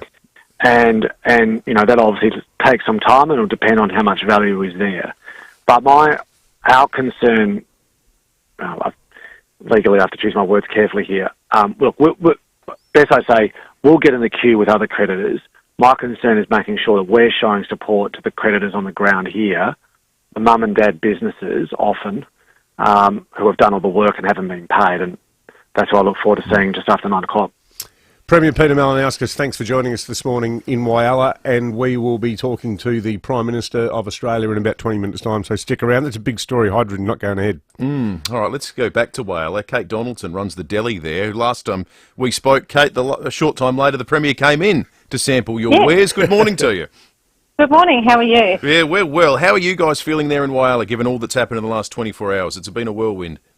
It has been a whirlwind. Like I got told yesterday while I was busy working. I was actually dealing with SA Water at the time, but yeah, I think there was a lot of excitement, a lot of uncertainty of what's happening. I guess that'll all come out today with where it's going, but yeah, I think there's a lot of people are happy and relieved. What were you out last night or home, Kate? Have you spoken to family, friends about it? Everyone must be talking about it. Yeah, my husband, he works in Roxby, but yeah, he's pretty excited about it. There are a lot of people come into the shop, and they're all happy this morning as well. They're a bit excited. I wonder I think they're more relieved that something's actually happened. I know it's been a process, but yeah. I guess that's the thing. Like every time I've spoken to people for stories for the paper and on air, it's always been a case of, can someone just level with us and tell us what's happening? Yeah, I think it was, like I said, we don't know what Sanjeev Gupta had in plan. He had a lot of promises and said that he was saying stuff, but didn't come through, and a lot of things from the government, but obviously they couldn't let everyone know their plans, so no one knew what was going on. I think that was the scariest thing of all. Yeah, absolutely. Well, good news day, Kate. Thank you for joining us. Kate Donaldson there from the excellent Whyalla City Deli. All right, we're going to check traffic and come back with more of your thoughts on the Police Home Care text line shortly, and the Prime Minister's not too far away. Keys of physiotherapy, rehab and strength training, building strength and precision at Keys and Ord. Yeah, we were in Port Adelaide. A car and cyclists have collided. That's on St Vincent Street near Lipson Street. Also watch out for a burst water main this morning in Gillis Plains, Northeast Road near Lowan Street. Some ongoing works today in Morphett Vale, Panalatinga Road near Golf Course Drive, and in Outer Harbour, Victoria Road near Sir Keith Smith Drive, affecting city-bound traffic. And check your speeds today, Malalar Road 2 Wells and South Terrace in the city. Experience Mall Fest in Rundle Mall with live music, performances and pop-ups. Soak up the vibes and shop longer and later till 6 p.m. every Saturday of this festival season. Adelaide's most accurate traffic on 5AA. Make your next business or social event unforgettable at the newly upgraded Spheris. Have your next meeting, private or corporate functions in one of 5 unique spaces, featuring natural light, parkland views and in-house AV for a seamless experience. Choose from the chic Paradiso Bar, modern studio or grand marquee and starlight rooms. whether for 30 or 350 guests. We tailor every detail to your needs and budget. And enjoy complimentary parking and luxury spa accommodation. Find out more at spheris.com. When you buy Fluorio Milk Company milk, you're pretty much buying direct from the farmer. We bottle it and send it straight to the supermarket. We deliver it ourselves too. It means we can give SA dairy farmers the best possible price per litre. So when you buy Fluorio milk, you're supporting SA dairy farmers and their families. Plus, your money stays here in SA. And in these times, that's good for all of us. Look for the local in your supermarket. Fluorio Milk Company. We're for SA dairy farmers. Hi, Brett Ibbott here for Mawson Lakes Mazda. We've been doing deals on a huge range of 2024 plate Mazdas, and we've just received truckloads more of them, all priced to clear. These drive-away deals on new Mazdas include free 12 months rego, free stamp duty, and accessory packs worth $500. Yep, absolutely free. All exclusive to Mawson Lakes Mazda. No gimmicks, just great deals. Mawson Lakes Mazda, Salisbury Highway, T's and C's apply. Looking for your perfect home? At Rossdale Homes, we can make it happen. Explore our huge range of house and land packages today at rossdalehomes.com.au. With a variety of designs, locations and prices to suit every budget, your new home is just a click away. Got your own home design in mind? No problem. We'll customise a package just for you, backed by our fixed price guarantee. Rossdale Homes, your local SA builder. Because trust is a must. Summer's here. Time to get your new Walco pool blanket. Made from quality materials, a Walco pool blanket will keep your pool clean, warm and reduce evaporation. Uncover the savings now. Visit walco.com.au. Now at Harvey Norman, no deposit, 60 months interest free on a Latitude Go MasterCard and participating Latitude credit cards from Latitude Financial Services. Available on eligible purchases using an equal monthly payment plan. Monthly credit card fee currently $10.95 applies. Plus receive a bonus Harvey Norman gift card when you spend $1,000 or more on interest-free purchases. Shop furniture, bedding, laptops, TVs, fridges, appliances and more. New customers must be approved. Minimum financed amount $1,000. T's and C's, credit card fees, charges and exclusions apply. Now at Harvey Norman. Rosanna Mangiarelli here from 7 News. Join me and Will Goodings for Adelaide's leading news hour, 7 News, tonight at 6 o'clock. Hyundai's Keys to Summer event is here. Unlock offers across a wide range of Hyundai models. T's and C's apply. David Penberthy and Will Goodings, 5AA Breakfast. 28 after 7, big announcement from the Premier a moment ago on 5AA Breakfast. The hydrogen plant has been deferred, that money reallocated to redevelopment or whatever's Breath required. of life, it rests in peace. Deferred is dead in politics, isn't it? Yeah. 600 million will be spent. If you hadn't wired it to the perch, be pushing up the daisies, the dead parrot. That's right.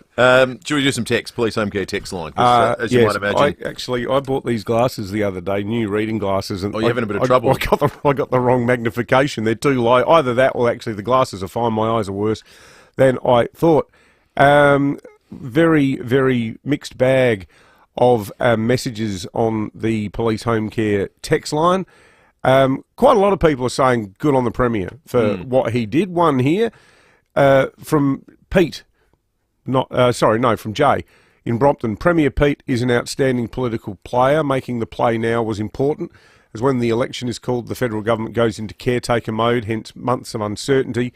Getting the eviction now and having billions attached to the Whyalla still works is like a checkmate move. Well done, Mally. Remind me not to play chess with the Premier. One here from Helen just saying, does 2 metre Pete ever sleep? He certainly spends a lot of time in Whyalla. He's been up there a lot. John in Normanville says, Dave and Will, I'm such a cynic. Day 2 and here's the PM in the state. Surely he's not hoping to garner votes out of this for the coming election. Please don't go easy on him. His hubris will be too hard to endure. Well, he's arriving bearing gifts, so we're not going to nail him to the wall, but we'll give him a push as we always do. And one here, Reether Steelworks. I hope SA doesn't end up paying $500 million to get a very old steelworks that will need millions of dollars in maintenance and upgrades in the future. Better to build a new state-of-the-art steel mill with federal funding. One thing that we didn't ask the Premier, but I think we didn't ask him because he's probably not in a position to answer it yet, and it's one of the good things about having the Treasurer on the show as a regular, is how much is this really going to cost us? Well, yeah. They don't know. Well, the reason we didn't ask, they don't know yet. Yeah. How long's a piece Quarter of string? men through are going to tell them. 5AA News, the Prime Minister, coming up next.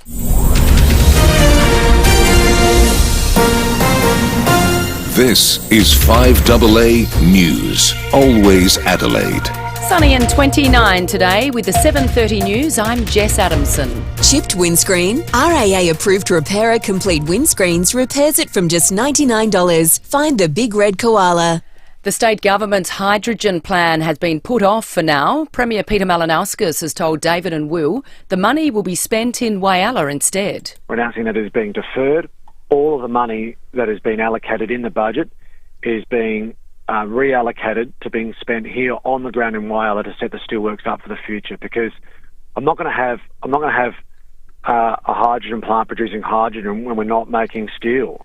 A major announcement will be made on the future of the steelworks today when the Prime Minister flies in, along with the Federal Industry Minister. The steelworks were placed into administration yesterday.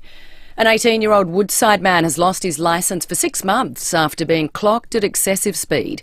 The teenager was stopped on the southeastern freeway at 4:30 yesterday afternoon. Police say he was travelling at 164, more than 60 k's over the speed limit for P-platers. Australia's top spy is warning the security threats facing our nation will only grow over the next 5 years. Federal politics reporter Zach De Silva. ASIO boss Mike Burgess has used his annual threat assessment to accuse at least 3 countries of trying to hurt or kill dissidents living here. In one case, foreign operatives wanted to murder one or more critics on Australian soil but were foiled by ASIO. Mr Burgess says foreign interference is just one of the issues his agency expects to get worse over the next 5 years. If the spy game has a rule book, it is being rewritten. The spy chief is also warning overseas governments may try to sabotage Australian infrastructure and steal our secrets at increasing rates. Local Ukrainians are dismayed by the comments of Donald Trump, who's branded President Volodymyr Zelensky a dictator, accusing Ukraine of starting the war with Russia.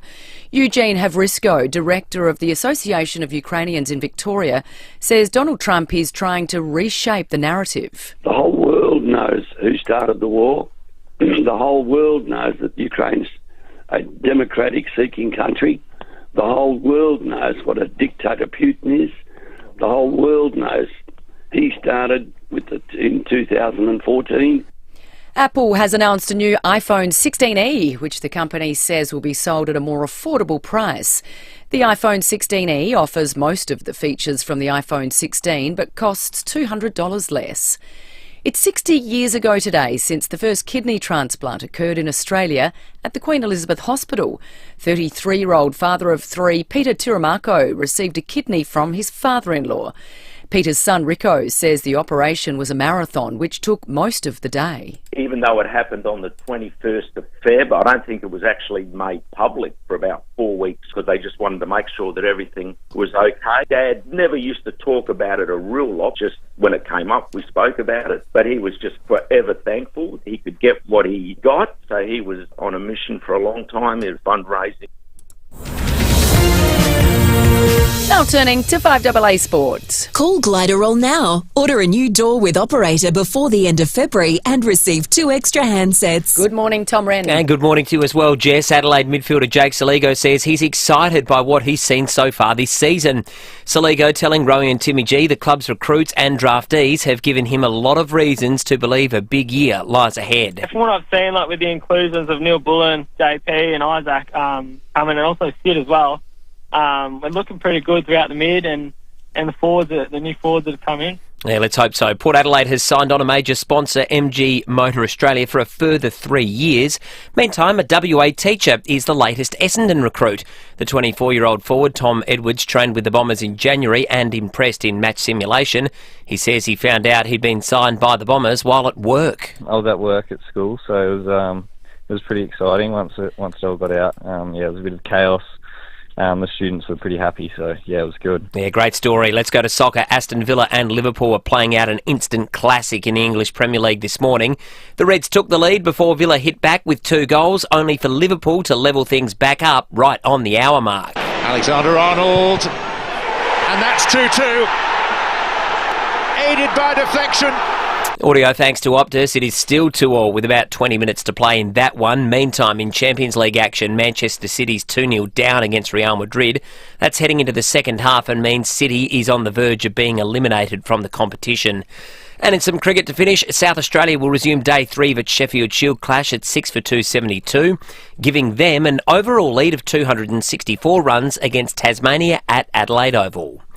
And that's the 5AA Sport. Thanks, Tom. Now checking 5AA traffic. Thinking about selling your commercial property? Need advice? Talk to the experts at RWC Adelaide. Visit rwcadelaide.com. Hey, good morning. Watch out for a crash at the moment in North Haven, Victoria Road near Klingberg Drive. One lane is blocked, affecting outbound as a result.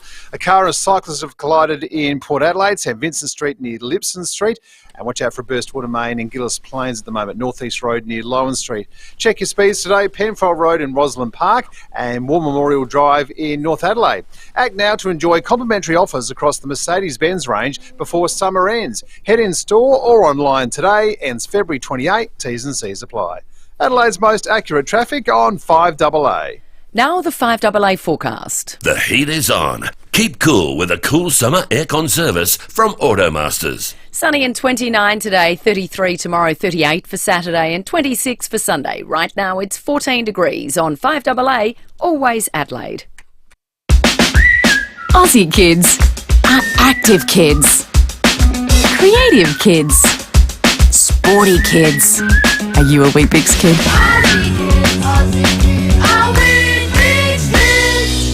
Right now, save up to $3,000 on a GWM Haval Jolion. Grab one from just $23,990 drive away with 5-star NCAP safety and a 7-year warranty. Limited time only at your GWM dealer. T's and C's apply. Now, some people might think police home care is home care designed for retired police. Well, no, it's actually home care for everyone. One thing is certain, police home care is all about protecting your independence at home and always on your terms. As a trusted and approved My Aged Care provider, Police Home Care has more than 30 years' experience in aged and disability care. And because they understand everyone has different needs and priorities in life, their home caregiving services can be adjusted to what works for you. And that can be anything from helping you prep meals to general housework, gardening, a trip to the shops or doctor's appointments. And as you'd expect, every carer at Police Home Care is held to the highest standards. As a registered NDIS provider, you're always in good hands with Police Home Care. Visit their website, policehomecare.com.au for more information. Imagine this. You step into a sanctuary of calm, where every detail is designed for pure relaxation. A space just to carve out a moment, just for you. You know, nurturing your mind and body is the greatest gift you can give to yourself. So if not now, when? With over 10 years of experience, you know you're in good hands. Temple Day Spa, Unley and Semaphore. Not just a treatment, an experience. Ignition for Men. Adelaide's home of impeccable class and style offer a range of suits by leading Italian brands, including tailor-made wedding packages for the groom and groomsmen.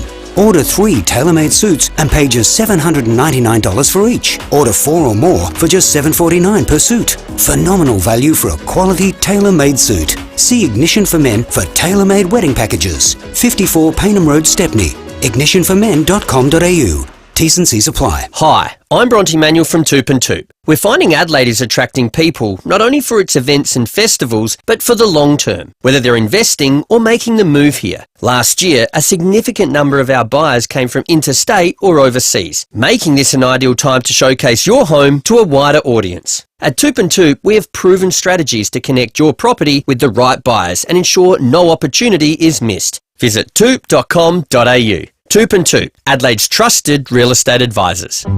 Hyundai's Keys to Summer event is here. Unlock offers across a wide range of Hyundai models. T's and C's apply. David Penberthy and Will Goodings, 5AA Breakfast.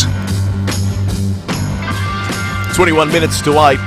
The Prime Minister of Australia, not too far away. He's heading to Whyalla today, going to complete an announcement with the Premier regarding a bailout support package for Whyalla, the steelworks there. It sounds like an attempt to make the steelworks a very attractive proposition, because we learned a couple of things over the course of that interview with the Premier. It doesn't sound like there is a prospective buyer waiting in the wings that signalled their intent yet. They want to get inside and to see the numbers, and also the hydrogen plant has been deferred. So with that's that money, $593 million to play with. Yep, redirected to doing what it takes effectively to transition. It was a good question you asked. Is it a blank cheque? The Premier says no. It's not quite a blank cheque, but it's a, well, it's got 593 written on it. It's a large cheque that can be sort of. You know, it's a malleable amount of money that can do all sorts of stuff. Exactly right. Jade Robin's out on the road reporting on local stories for us and doing a wonderful job, as always, here in Adelaide. Jade, we've got another council about to change speed limits. Absolutely. Well, we know Unley Council reduced speed limits on Unley Road last week. Now West Torrens Council is considering cutting speed limits to perhaps 40 k's along most residential streets across several streets in the area. Now, the council hit the streets and surveyed residents as part of a consultation on a 10-year community plan and found more than half of those who responded think the idea is a good one. They gave it the thumbs up. So Mile End South, Theberton and Torrensville are the areas the council is looking at. The whole reason for this is, of course, safety reasons. It's a heavily populated area with lots of families and schools in the area.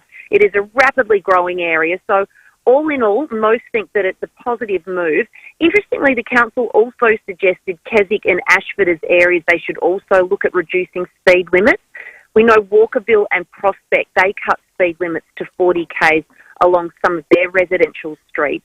And Charles Sturt Council has reduced speed limits on local streets across all of its suburbs, except for West Beach. Now, that is because that suburb shares council lines with West Torrens, but residents are very keen to see speed limits drop to 40 k's there as well. It's obviously a very popular spot, and they're saying that a lot of those main streets along the West Beach area there are being treated like highways and that they need to be cut back before someone is seriously hurt. Now, there's certainly a safety trend here, and it probably, I'm not sure what you guys think, but I don't think we're too far away from seeing all residential streets cut back to 40 k's. Well, it feels like it's heading that way, doesn't it, Jaden?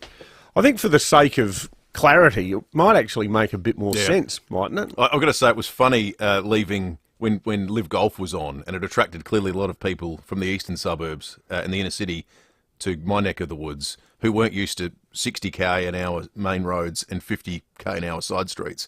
Because I swear I was putting along. I was driving to work on Grange Road, and it was like Max Verstappen at the back of the grid. I was unbelievable. Champing at the bit. I was going 60. I kept looking at my speeder going, what's going on here? You're not a lead foot, are you, Will? Not at all. Not at all. But I felt like it on that day. But I genuinely think there was a lot of people leaving going, hang on, I don't know. Because, the signage is not always great. Now, No. I presume it's 50 probably, because it's what it is around in my suburban area. But yeah, 40 in our back streets. It is, to be fair, it's 40 in large bits of Grange, but there's plenty of places in the inner west that are 50 in the side street. It would be nice if there was consistency with it. I always marvel, like, if you're leaving the city heading south via Peacock Road, the continuation of King William Street, it's 50. But if you're leaving via the continuation of Pulteney Street, it's 60. Now, where's the logic in that? What's the difference? They're identical stretches of road. Same length, same width. Both have traffic lights at either end. Like, what's the 10k differential there? There are streets running along the coast that go 40, 50, 40, 50 between roundabouts. Yeah. So many people get stung. The Southern Expressway, I know it's because of the roadworks, but for the last couple of years, every time I go down there, I'm going down there, pretty much every week. You go 60, 80, 100. Yeah. You just sort of average it out and do 77. Yeah. Point to point lets you do that. Yeah, that's true. A couple of texts before we go to the break. The Prime Minister coming up in just a moment. Paul, rather tongue-in-cheek, says, will Weiler get a monorail out of this? Thank you, Paul. And Bud at Hewitt says, GFG stands for Gone for Good. Gone for Certainly good. Looks that way. Someone suggested that for the interim, until they get their new jumpers printed, that Port Adelaide should write Gone for Good on their jumper. I tell you what they should do. They should just get a whole lot of MG patches and just stitch them on over the top of GFG to give the great sponsor, great car company MG. Been big friends of Port Adelaide. Time to check traffic thanks to Keys Physiotherapy, Rehab and Strength Training. Build strength with precision at Keys Nord. Morning, guys. Yeah, a car and a motorbike have collided in Anglevale Road near Riverbank Road, and a car and a cyclist have collided in Port Adelaide, St Vincent Street near Lipson Street. Also a crash to watch out for in North Haven, Victoria Road near Klingberg Drive. One lane is blocked, affecting outbound traffic there. And also watch out for a burst water main this morning in Gillis Plains, North East Road near Lowan Street. Check out Foodland's late week specials, like 125-gram punnets of delicious Aussie blueberries and raspberries, just $3.90 each. Ends tomorrow at Foodland, the mighty South Aussies. Adelaide's most accurate traffic on 5AA. I'm home! The Excelsior Hotel has always felt like home, and right now you can tuck into a schnitty and a pint for just $22 in the front bar. Not bad, hey? That's a schnitty and a pint for just $22, only in the front bar. Make sure you check out their $20 jugs of the month too, plus live acoustic music every Saturday and Sunday from 5 till 8 p.m. The Excelsior Hotel feels like home, but better. You just know it's a Barreau Hotel. It's Edward here from Edwardstown Mazda. Thanks, Edward. I've got this. And it's big news. How big? Really big. Edwardstown Mazda have extended their sale with huge Mazda factory bonuses across a wide range of Mazdas. Plus, get a $2,000 trade-in bonus on top of your trade-in price. Only available at Edwardstown Mazda. Wow. I know, right? Wow. Plays a jingle sing. It's gotta be Edwardstown Mazda.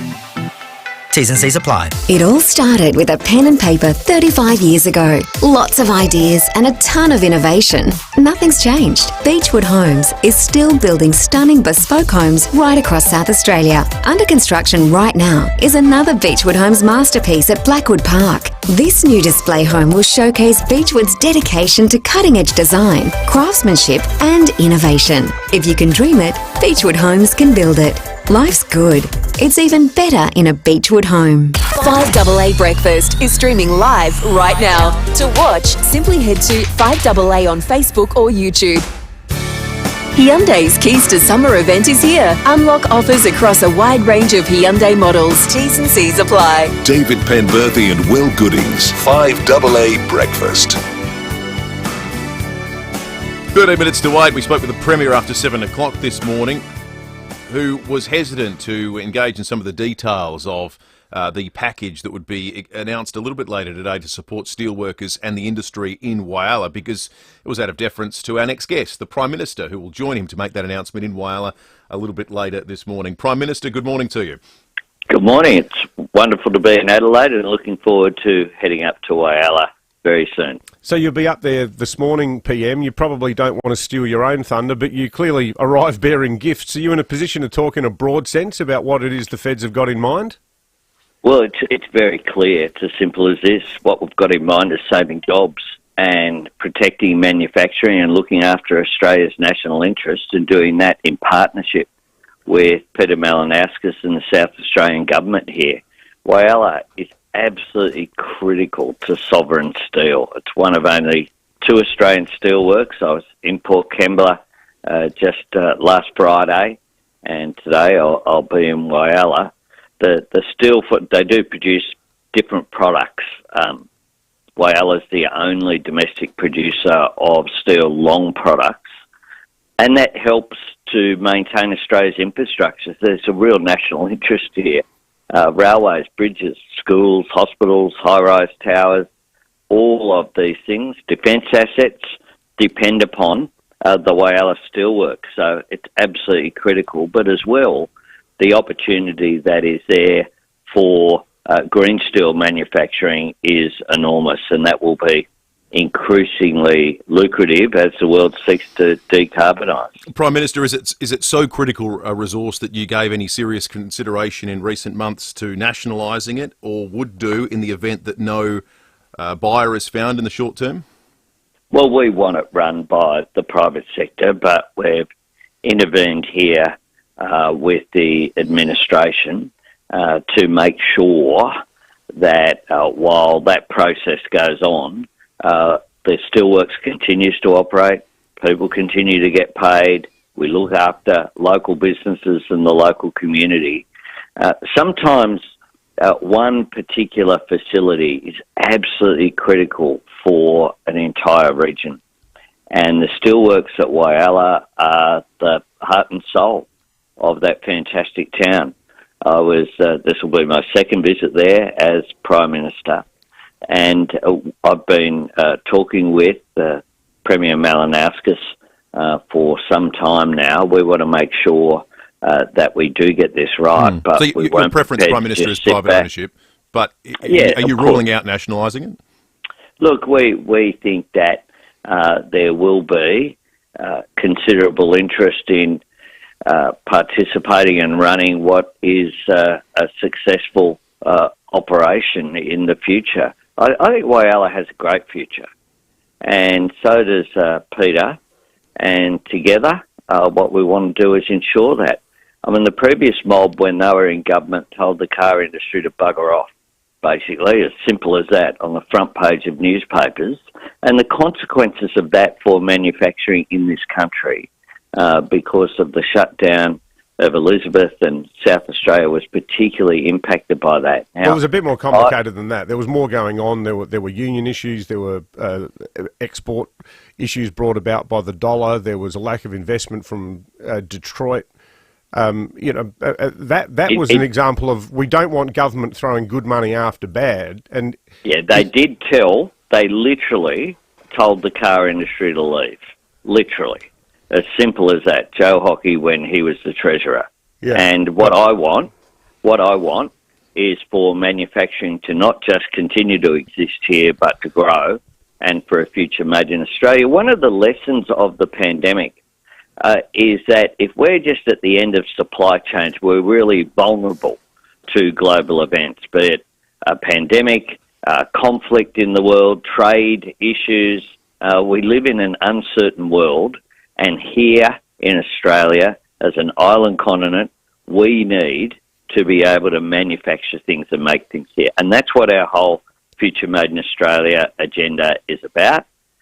Steel is particularly important for a whole range of industries and for a whole lot of construction.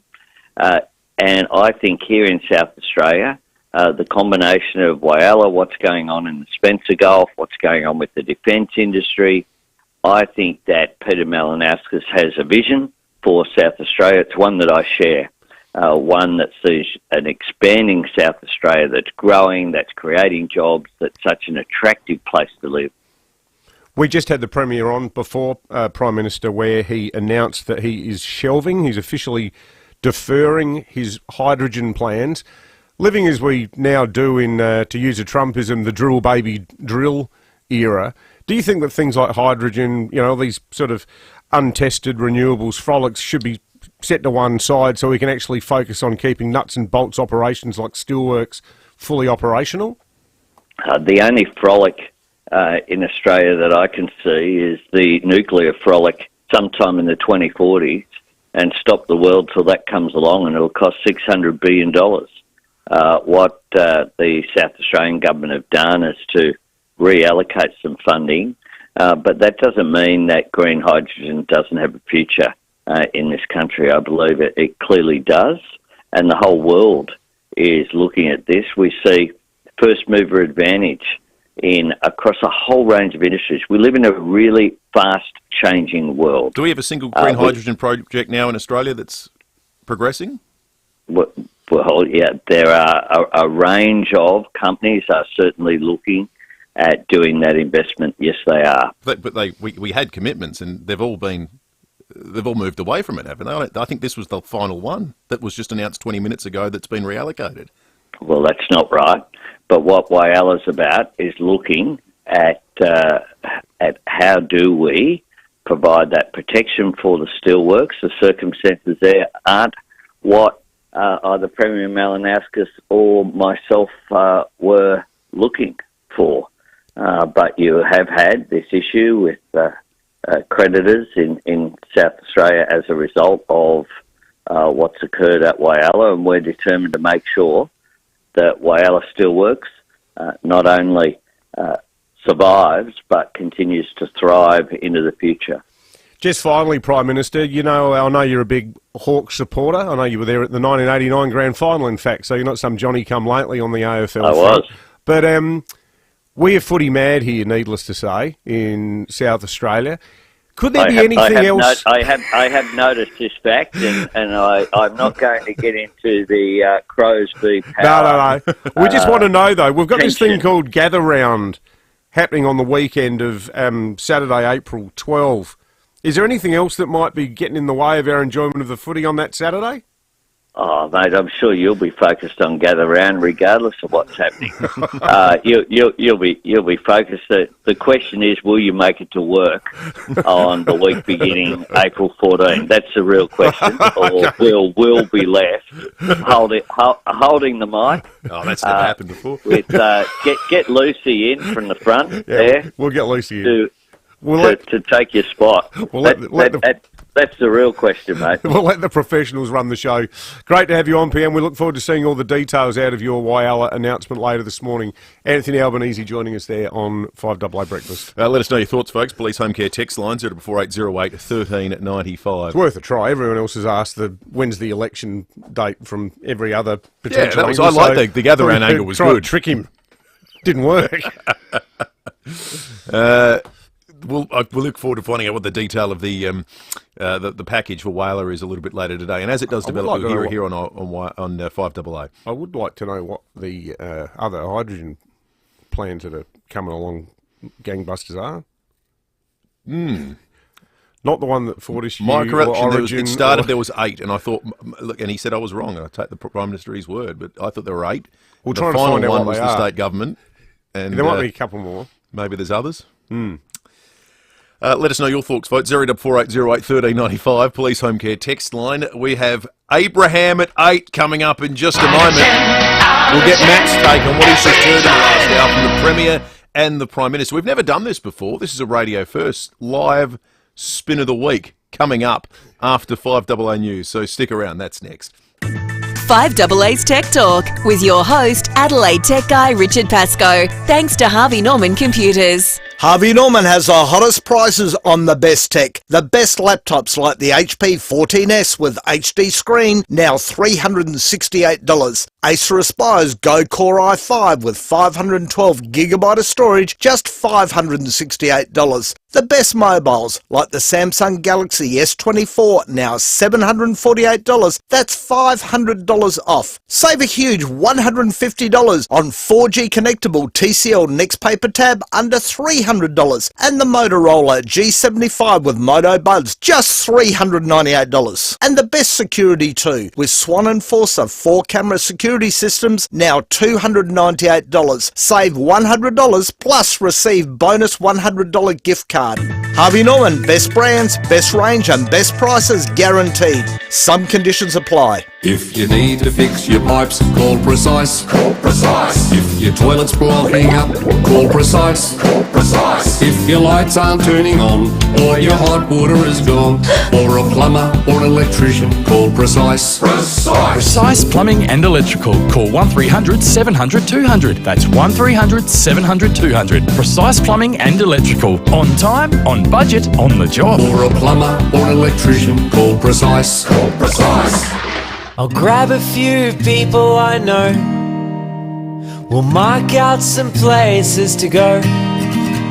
There's no invitation, just a destination, and that's the best freedom I know.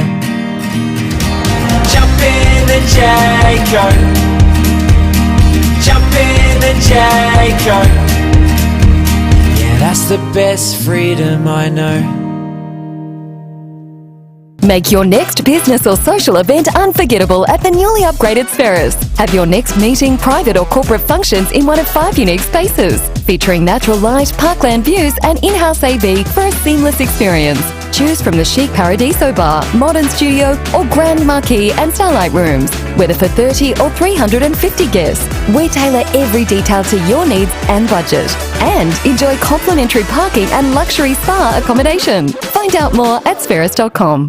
If your business needs finance fast, speak to Universal Finance right now. Universal Finance make business loans easy.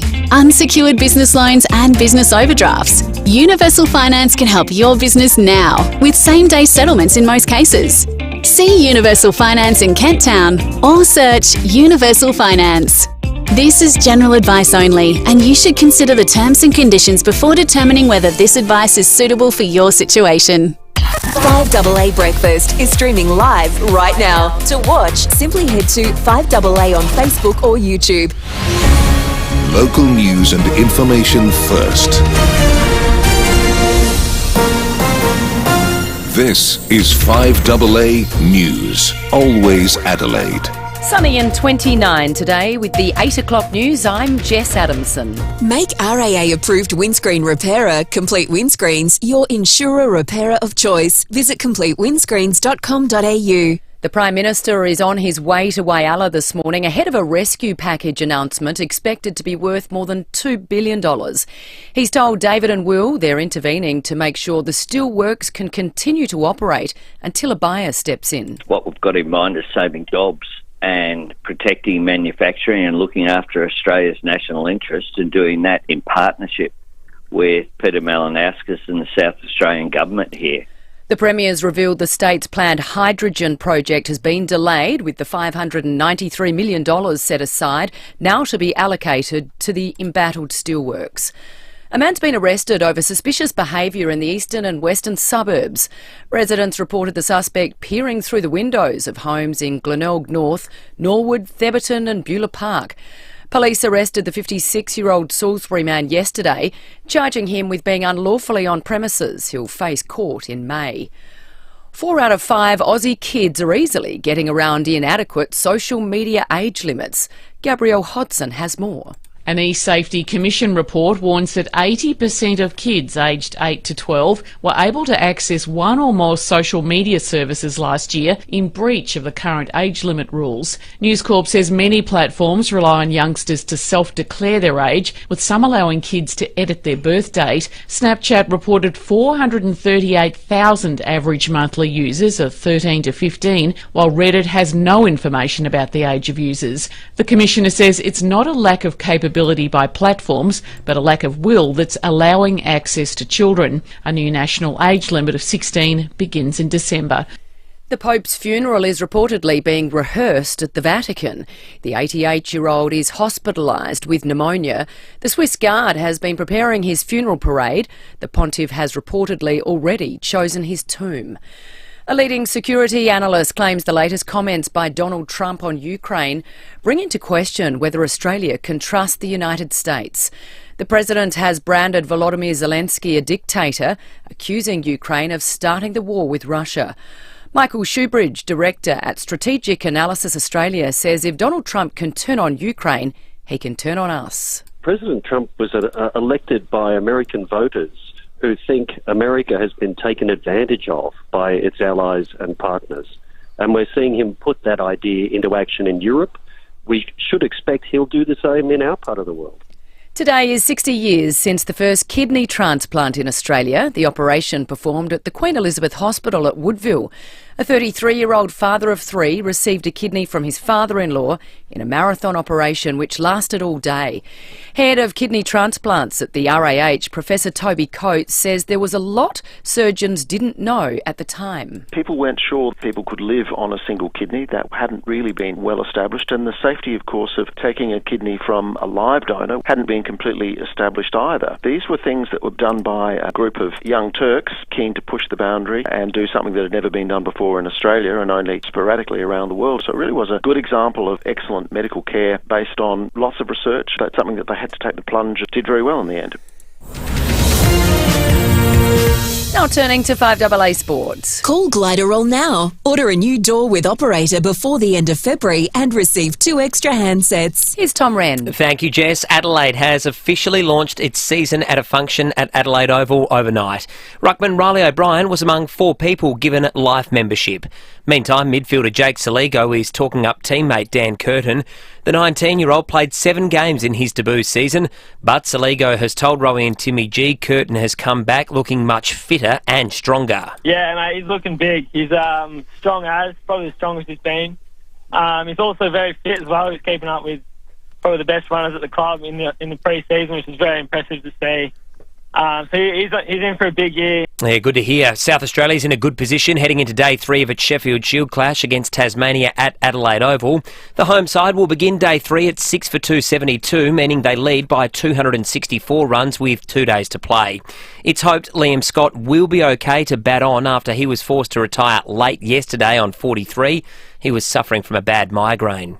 Well, meantime, Champions Trophy action has begun in Pakistan. The host nation knocked off by New Zealand by 60 runs in the tournament opener. Well, mixed results for the Aussies at the Qatar Tennis Open. Alex de Minaur had a win, but Chris O'Connell lost. De Minaur will now take on Andrei Rublev in the quarterfinals. It's full time in English Premier League action for the morning. Aston Villa and Liverpool playing out a thrilling 2-2 draw. The result means the Reds are now 8 points clear of Arsenal at the top of the table, but the Gunners do have a game in hand. Meantime, Real Madrid is making a total mess of Manchester City in the European Champions League. They're now leading 3-0 with about 20 minutes to play. Kylian Mbappe with a hat-trick. And in some motorsport to finish, Will Brown has set the fastest lap in supercars testing at Eastern Creek. That's ahead of the season opening Sydney 500 this weekend. And that's the 5AA Sport. Thanks, Tom. Now checking 5AA traffic. Thinking about selling your commercial property? Need advice? Talk to the experts at RWC Adelaide. Visit rwcadelaide.com. Hey, good morning. Watch out for a car and a motorbike collision in Anglevale this morning. Anglevale Road near Riverbank Road. A car and a cyclist have collided too in Port Adelaide, St Vincent Street near Lipson Street. Also got a crash in North Haven, Victoria Road near Klingberg Drive. One lane is blocked as a result, affecting outbound traffic. Got a broken down ute on Main South Road in Onkaparinga Heights to watch out for, and a burst water main in Gillis Plains, North East Road near Lowen Street. Taking business payments with Westpac FPOS Air is easy. All you need is your phone. Search Westpac FPOS Air. Eligibility, T's and C's, fees and charges apply. Compatible devices only. Adelaide's most accurate traffic on 5AA. Now the 5AA forecast. The heat is on. Keep cool with a cool summer aircon service from Automasters. 29 today, 33 tomorrow, up to 38 for Saturday and 26 for Sunday. Right now it's 16 degrees on 5AA, always Adelaide. Streaming live via the 5AA Player app on DAB Digital Radio and on 1395 AM. This is 5AA, always Adelaide. It's a beautiful day. Hyundai's Keys to Summer event is here. Unlock offers across a wide range of Hyundai models. T's and C's apply. David Penberthy and Will Goodings, 5AA Breakfast. 7 minutes after 8, we've received a number of calls from listeners this morning. We appreciate all of them on a car accident at the intersection of South Road and Richmond Road. One car has crashed and is now blocking southbound lanes along South Road. Traffic at a standstill. Police are only just arriving on the scene. You must find an alternative route of yours, and it's a shocking spot. The car looks like a Mazda 2, and the wheel has been ripped off the back axis, the back axle. The back part of the car looks crumpled. It seems to have maybe been hit from the side, but it has spun in the intersection and is quite in the way. It's causing something of a blockage. So that's going on at the moment, as we say, at the intersection of South Road and Richmond Road. So not a great spot for the morning peak. So keep away from that. And if you're through the area and there has been some improvement, we would appreciate that information as well on 8223 or the Police Home Care text line. Now, we're about to do something we've never done before on 5AA Breakfast, but is well overdue. It's Abraham at 8. 9 to 10, out of 10, every time.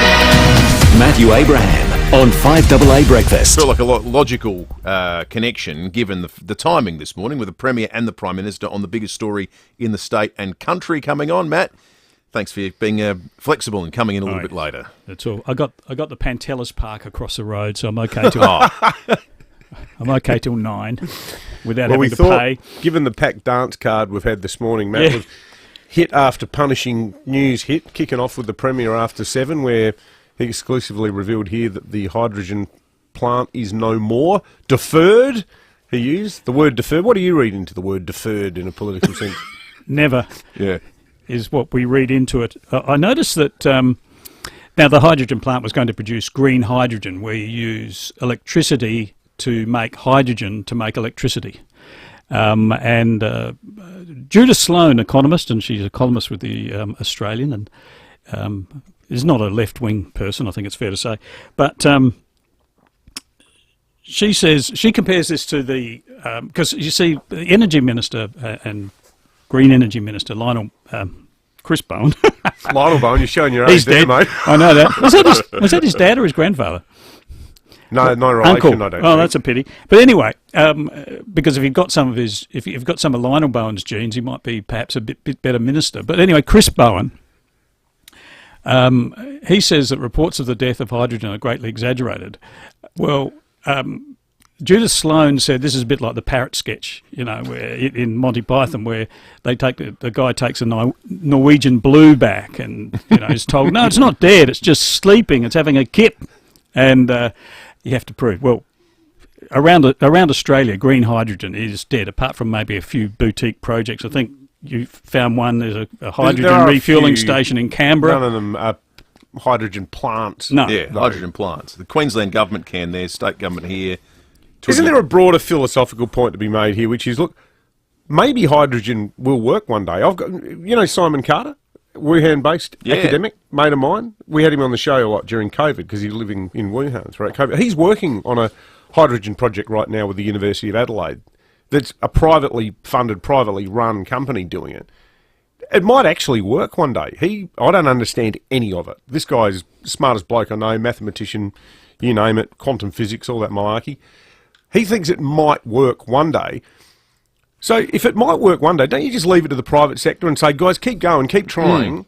But why should governments do some untested, crazily ambitious thing? Exactly. Well, what the governments love and what Chris Bowen loves and what Premier Peter Malinauskas has already spent about $140 million on something that is now just going to go nowhere for the foreseeable future. And that made that pretty clear at listening to you this morning at 7:17 driving in, is that the green hydrogen plant, we've already blown tens of millions of dollars on that, and that's it. The rest of that money, conveniently, $500, $600 million, how handy, is going to go into this, what looks like an open-ended commitment to keeping Whyalla making steel, the Whyalla steel plant going.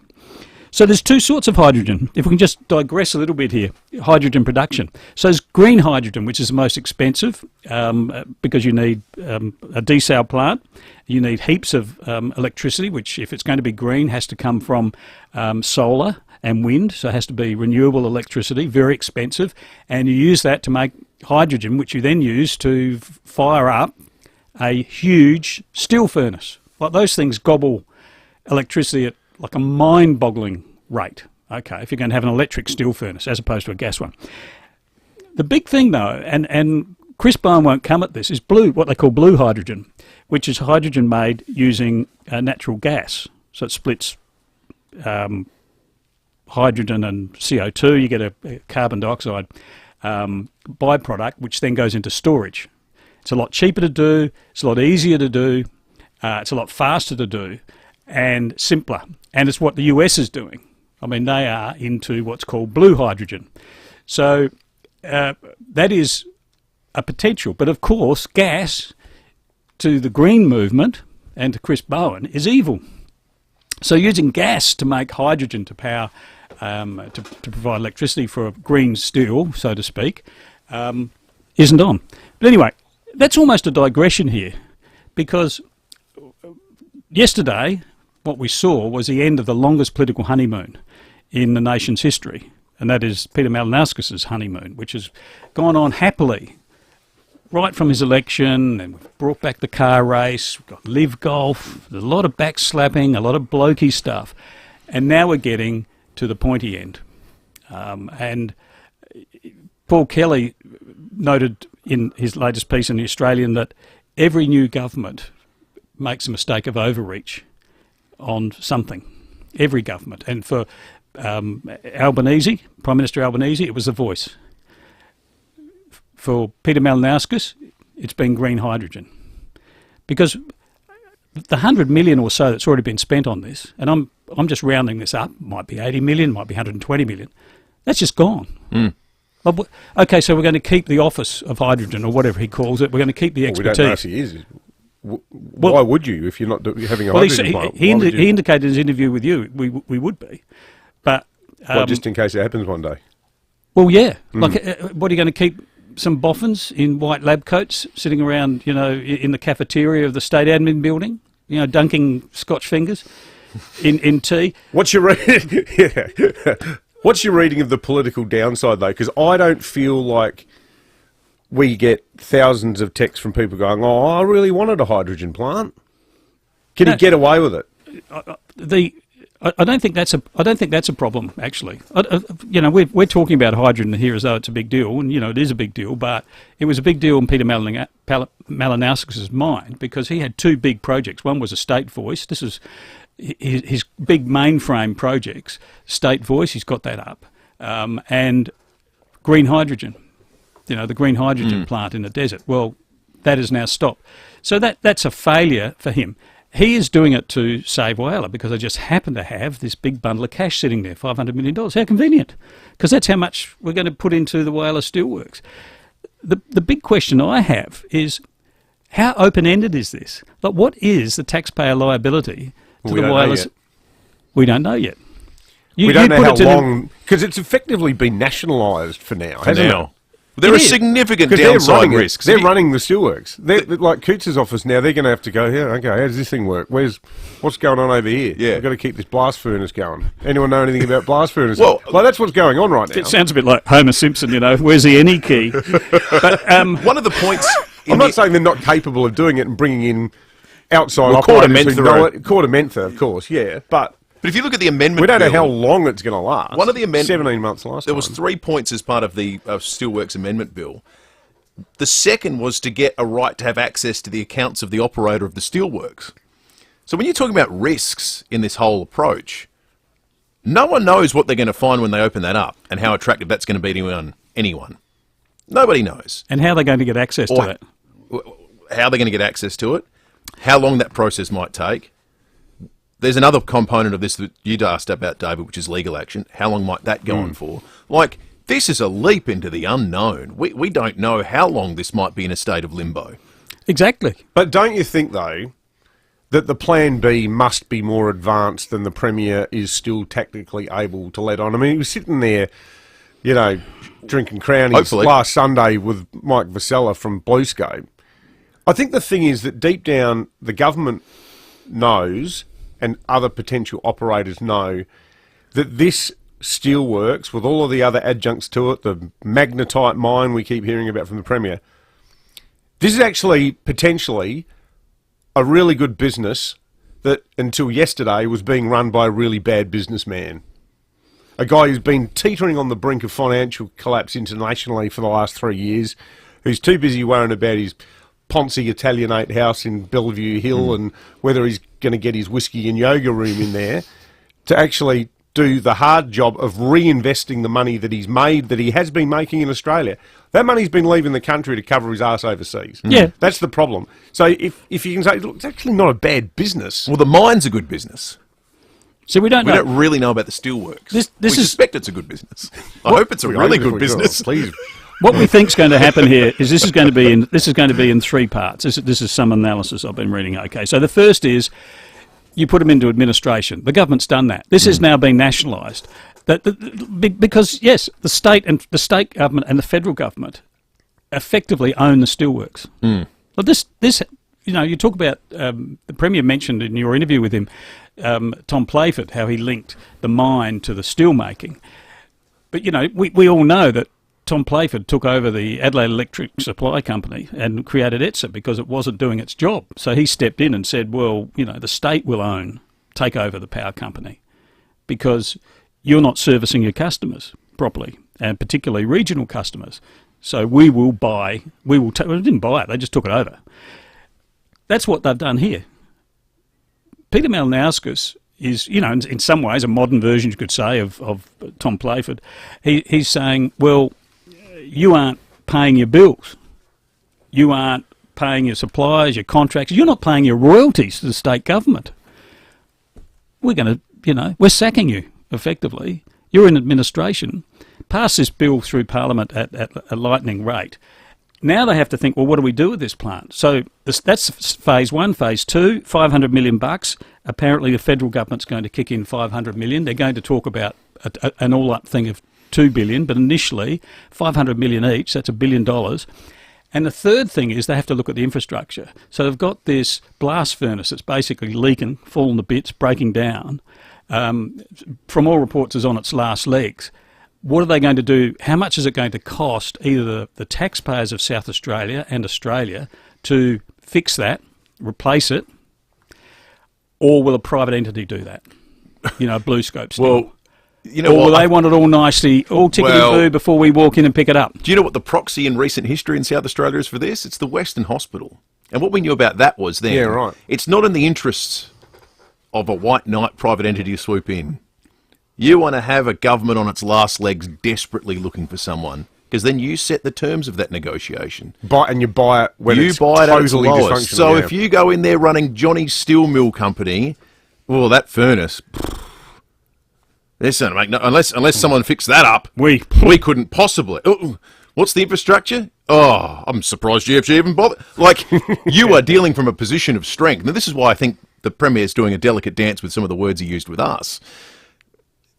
They're not negotiating from a position of strength. No, of course not. And it behooves everyone in private industry to make them as weak as possible, wait as long as possible. And unfortunately, as we know, the people who are victims in all that are the unpaid, unsecured creditors and the people that work. Well, they are going to get their money though. And it sounds like the bailout. 40 today. minutes time, that'll be. The Premier's not going to that meeting in 40 minutes time to tell the creditors, sorry, I don't think you're going to get paid. Yeah, but that's small cheese. But that money is small cheese. You know, in terms of state and federal government money, the money owed to the creditors, that's going to be an easy bit for the Premier. Yeah. Getting the steelworks into a situation where a private operator will walk in and take it, you know, a nice new operating, has to be a viable plant. Otherwise, the thing too that because part of the problem, we're fixing one problem and creating a new one. The problem with the GFG is basically like mum and dad's corner store. It stands for the Gupta Family Group. It's a family business, which means it has no transparency. It's not on the stock exchange, so it doesn't have to produce its reports. Its financial documents aren't open.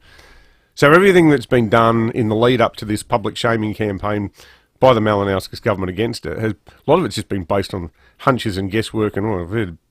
There's figures flying around. This is how much money they've pulled out and sent overseas. Clearly they're using us as a cash cow.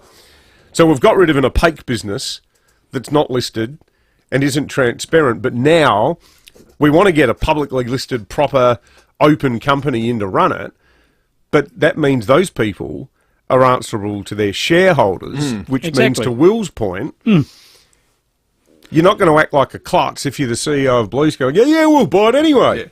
Because your shareholders going to go, hang on a minute. Wait just a minute. Yeah. Kick the tyres a bit first. It's a first. distressed asset. You want it for a song. And you want the taxpayers to do as much of the legwork as possible. And, okay, the Premier will go to Whyalla today, the Prime Minister will go to Whyalla today. They shouldn't portray this, but they may, as, you know, we're building a Riviera in the Iron Triangle. It's not that bad. Well,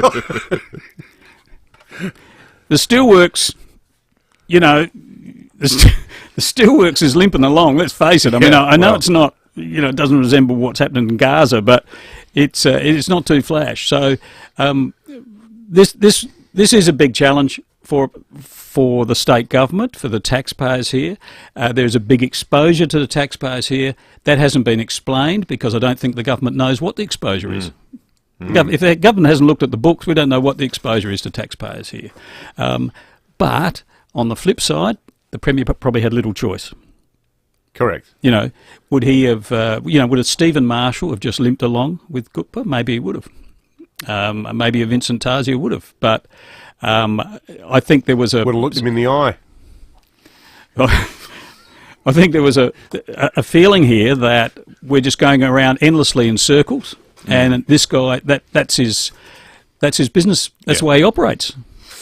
Yeah. We're going to take a break and come back with Matt's Spin of the Week. I'm excited to see there's not one but two pieces of audio today. Of course, well, I've got a bit more time. Exactly. All right, well, we're going to check traffic and we'll get back into that in just a moment. Keys of Physiotherapy, Rehab and Strength Training build strength with precision at Keys and Nord. Yeah, guys, a couple of crashes to watch out for at the moment. One in Ottaway, Grand Junction Road near Bryans Road, and one in Keswick, South Road at Richmond Road. Also got a burst water main at the moment in Gillis Plains, Northeast Road near Lyman Street, and cameras set up at the moment to Kettleville Terrace, Kent Town, and Stanley Street in Leabrook. You'll love this, a GYG brekkie burrito for just $8. Free-range scrambled eggs, bacon, 2 hash browns, jack cheese and fresh pico, just $8 at Guzmani Gomez. Adelaide's most accurate traffic on 5AA.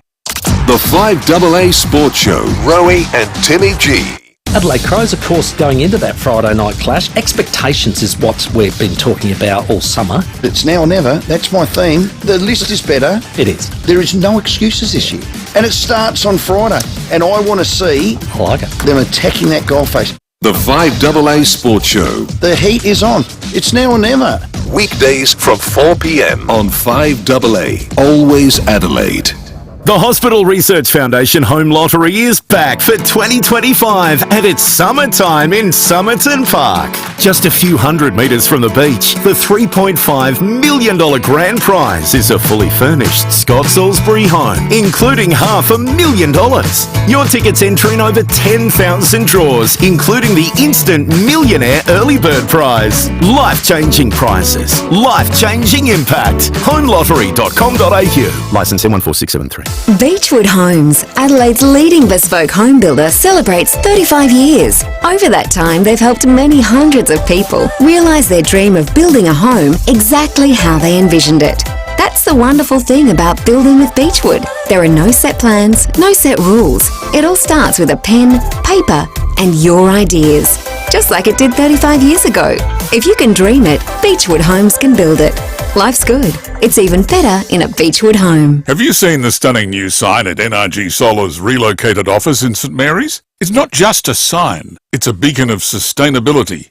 As leaders in solar solutions, NRG Solar's commitment to innovation shines bright. Their new warehouse is fully stocked with a stunning range of wholesale solar and battery equipment. See it for yourself, 1275 South Road St Mary's, or visit nrgsolar.com.au for a sustainable future. That's nrgsolar.com.au. Next time you pour Fluorio milk into your coffee or tea, over your cereal or in your smoothie, you're closer to being an SA dairy farmer than you think. 100% of Fluorio Co milk comes from our state's best dairy farmers and their families. So when you buy any Fluorio milk product, you become part of that big family too, doing your bit to support our farming families.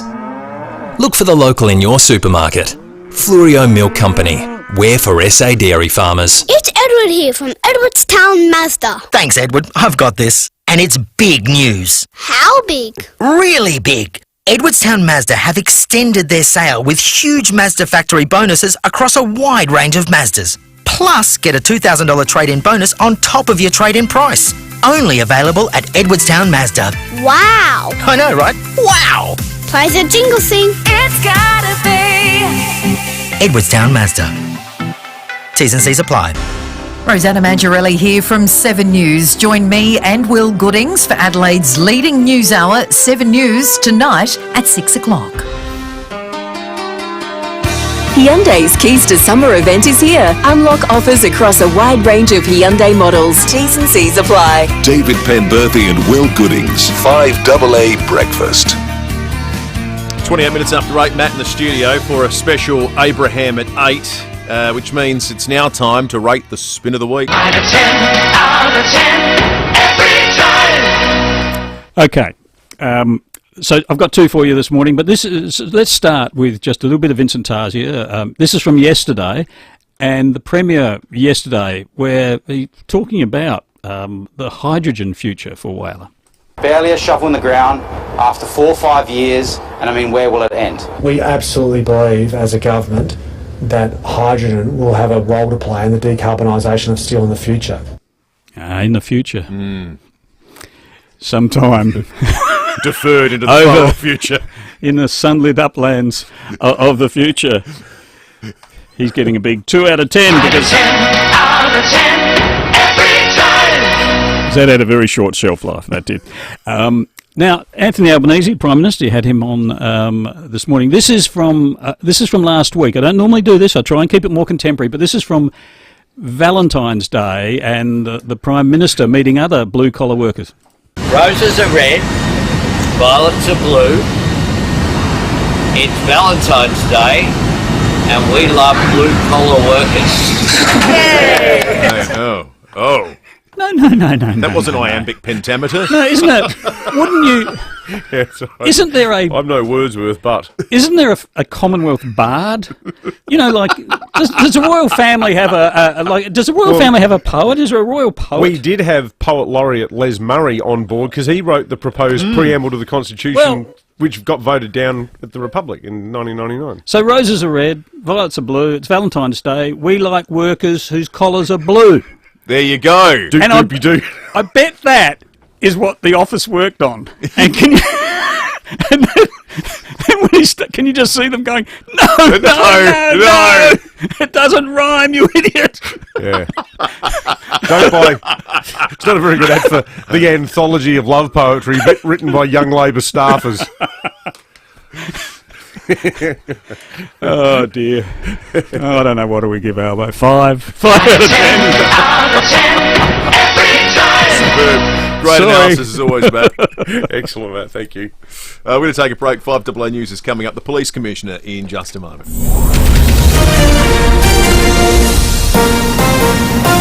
This is 5AA News. Always Adelaide. Sunny and 29 today with the 8:30 news. I'm Jess Adamson. For the best price, quality and same-day service, trust Complete Windscreens. RAA approved, Main North Road, Prospect. The Premier's revealed the state's hydrogen plan has been deferred, with the money budgeted now to be reallocated to the FIVEAA Steelworks. He's told David and Will he needs time to work with a potential new owner. I will be announcing that we are allocating all of the money that is already in the state budget, which is just under $600 million, into the investment in conjunction with a new owner to set up the steelworks for the future. Prime Minister Anthony Albanese will arrive in FIVEAA shortly to announce a rescue package for the steelworks. It's expected to be more than $2 billion. I think FIVEAA has a great future, and so does Peter, and together what we want to do is ensure that. Police have arrested a Murray Bridge man, charging him with going equipped. He was pulled over on Bridge Street around 1 this morning. Whilst police were speaking with the man, the officer allegedly noticed a traditional Maori Buddha baton, a white full-face LED beauty mask and a bag containing screwdrivers and torches in the rear passenger footwell. The 46-year-old will face court in April. A teenager's lost his licence after being clocked doing more than 60 k's over the limit in the Adelaide Hills. The 18-year-old P-plater from Woodside was stopped after a speed camera operator detected his white Mazda travelling at 164 and 110 zone. He's been reported for aggravated driving at an aggressive speed and has lost his licence for 6 months.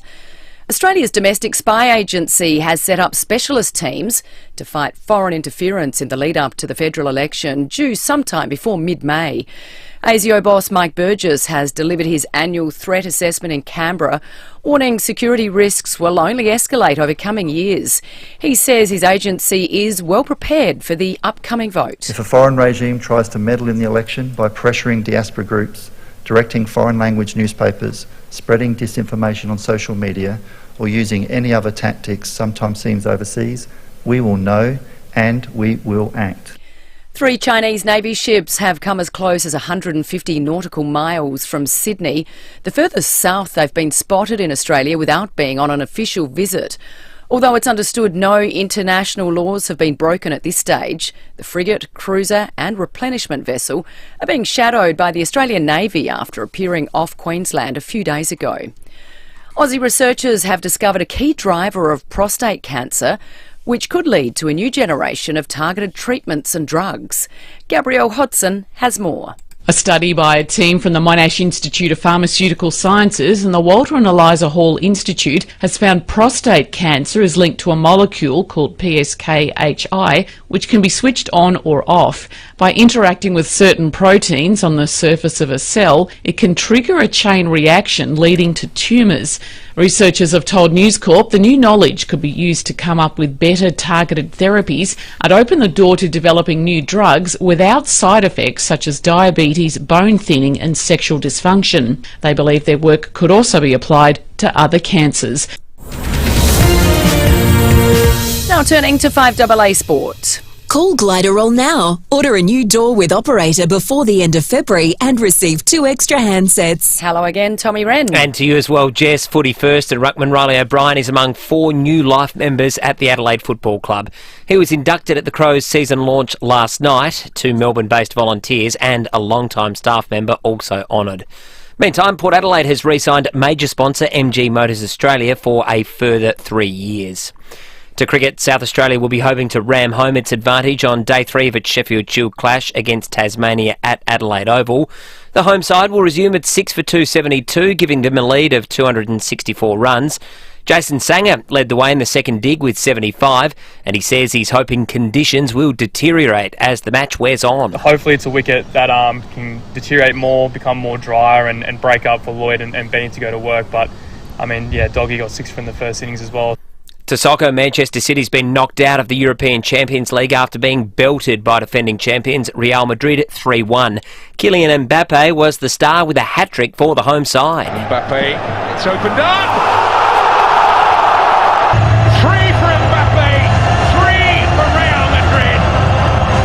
He was on fire. Audio thanks to Stan Sport. Paris Saint-Germain also cruised into the round of 16 with a 7-0 drubbing of Brest, while PSV Eindhoven and Juventus are set to head into extra time, with their tie finishing at 2-2 on aggregate.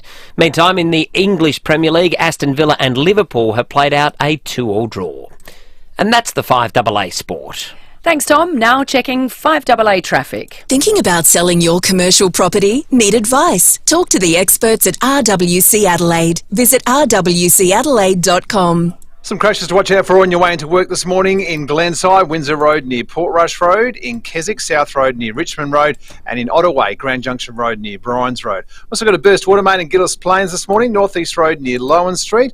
A camera today in Two Wells on Gawler Road, and one just set up then in McGill on McGill Road. Today is Savers' grand opening in Marston. For great value, one-of-a-kind finds in clothing, homewares, toys and more, head to Savers, Richmond Road, Marston. Opens 9 a.m. today.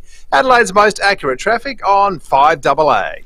Now the 5AA forecast. The heat is on. Keep cool with a cool summer aircon service from Automasters. Sunny and 29 today, 33 tomorrow, 38 for Saturday and 26 for Sunday. Right now it's 17 degrees. On 5AA, always Adelaide. The King Anniversary Sale is on now. Save up to 50% on selected Australian design award-winning furniture. So why buy ordinary furniture when you can come home to King? Sale on now. Shop online or visit a King Living showroom today. Adelaide's local, trusted and truly connected talkback radio station. 5AA. Always Adelaide. Steinborner has done it again. The Jack T9 Ute has landed at Jack Motors in Gawler. Enjoy a 5-star ANCAP safety rating, 7-year unlimited K warranty, 7-year roadside assist and 7-year capped price servicing. The Jack T9 impresses with a turbocharged diesel engine, 4x4 dual range transmission, 3-ton towing capacity and can easily handle a full-size Aussie pallet with 1,045 kilo payload. All this from $45,980 drive away. Jack Motors, it's well worth the trip. Gawler, Barossa and Clare or at gawlerjackmotors.com.au. Ignition for Men. Adelaide's home of impeccable class and style offer a range of suits by leading Italian brands, including the unparalleled quality of Armani, Canali, Zegna, and more. Ignition for Men. What you wear speaks volumes about who you are and where you're going in the world. Make your mark with Ignition for Men. Best fit, best brands. 54 Paynham Road, Stepney. ignitionformen.com.au. There's some big players in the solar energy market, but it's important to remember that bigger isn't always better. At BJ Energy, we're big enough to supply trusted brands like SolarEdge and small enough to take the time to listen. We don't bulk sell solar packages. We'll work with you to find out what you need and what you can expect to save. We can even move you away from gas and electrify your entire home. Visit bjenergy.com.au for a free, no pressure, no obligation quote. The future of Australian caravanning is here. The all-new 2025 range by Crusader Caravans, caravan manufacturer of the year. Built to be bold, built to endure, made in Australia. Find your local dealer today at crusadercaravans.com.au. Go on, stand out. Crusader Caravans. Hyundai's Keys to Summer event is here. Unlock offers across a wide range of Hyundai models. T's and C's apply. David Penberthy and Will Goodings, 5AA Breakfast. 21 minutes to 9. Now, in all the excitement, we shouldn't mention the fact that being a Thursday morning, David, we have a Care Alert Smart Dialer to give away. So if someone would like to sound off with a Smart Dialer this morning, get calling now, 8223 Get something off your chest. Use your home care package through My Aged Care or NDIS for a Care Alert free. Visit carealert.com.au. Matters big or small. We also have to do the gluttony tickets at some point. Oh, we haven't forgotten about the gluttony tickets. Oh, good. All right. They're slated. The 9 News Gluttony 5AA promotion. That's right. But I have carriage of that one. Yes, you do. Don't despair. Lucy's got it all slotted in. Good. That's good.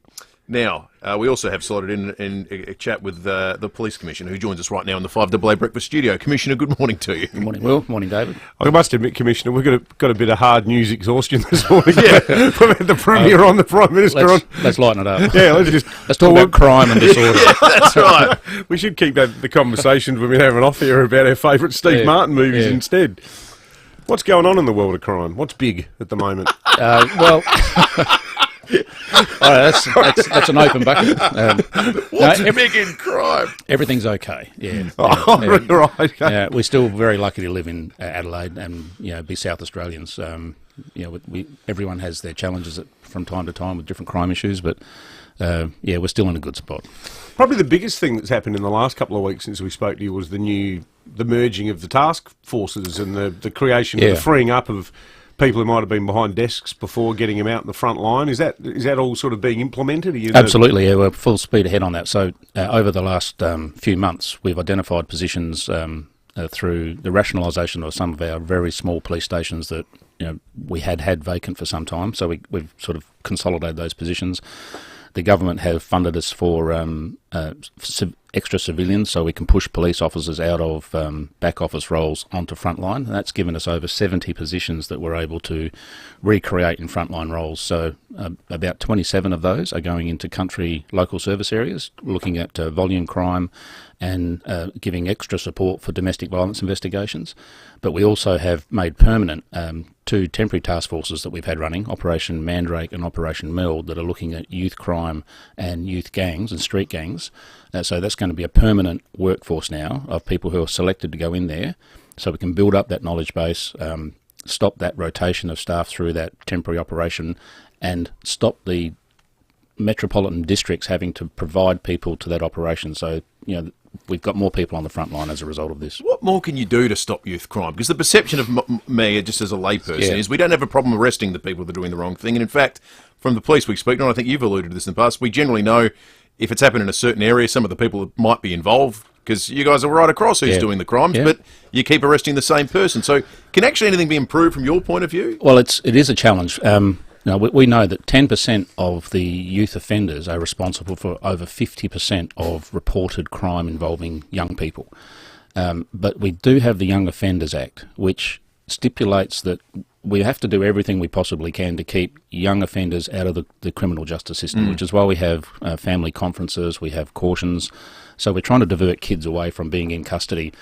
But there comes a point in time when a young person presents such a risk to public safety that the court has to step in, and as much as we don't want children to be incarcerated, if it's about keeping other people safe, then that's a step that has to be taken. It is a challenging issue for the courts. Do you have a view about whether the final bite the bullet decision to incarcerate them comes too late in the process?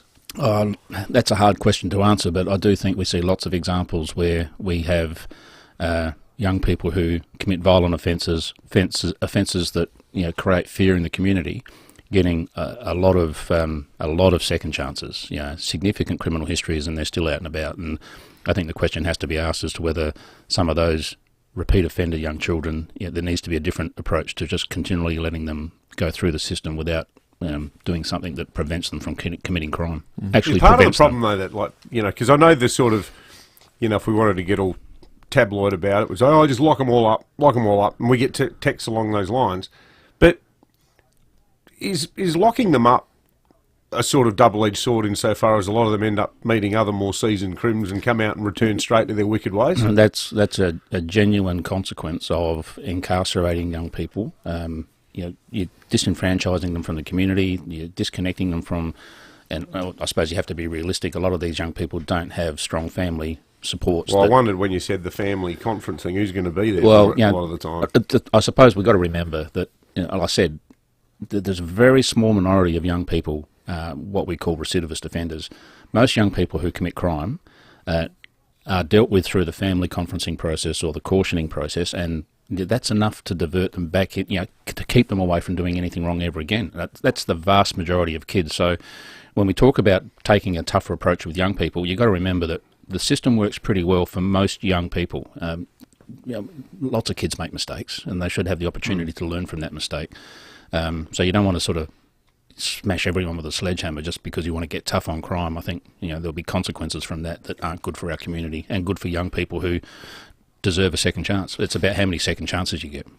Commissioner, yesterday the state Liberals, the opposition, announced they're introducing legislation to crack down on attacks on police. That, to just jog our listeners' memory, we heard from Jack Batty yesterday, but essentially imposing mandatory imprisonment of no less than 6 months for people who cause harm to an officer who's acting in the course of official duties, removing the ability for a court to suspend the sentence, and introducing a presumption against bail.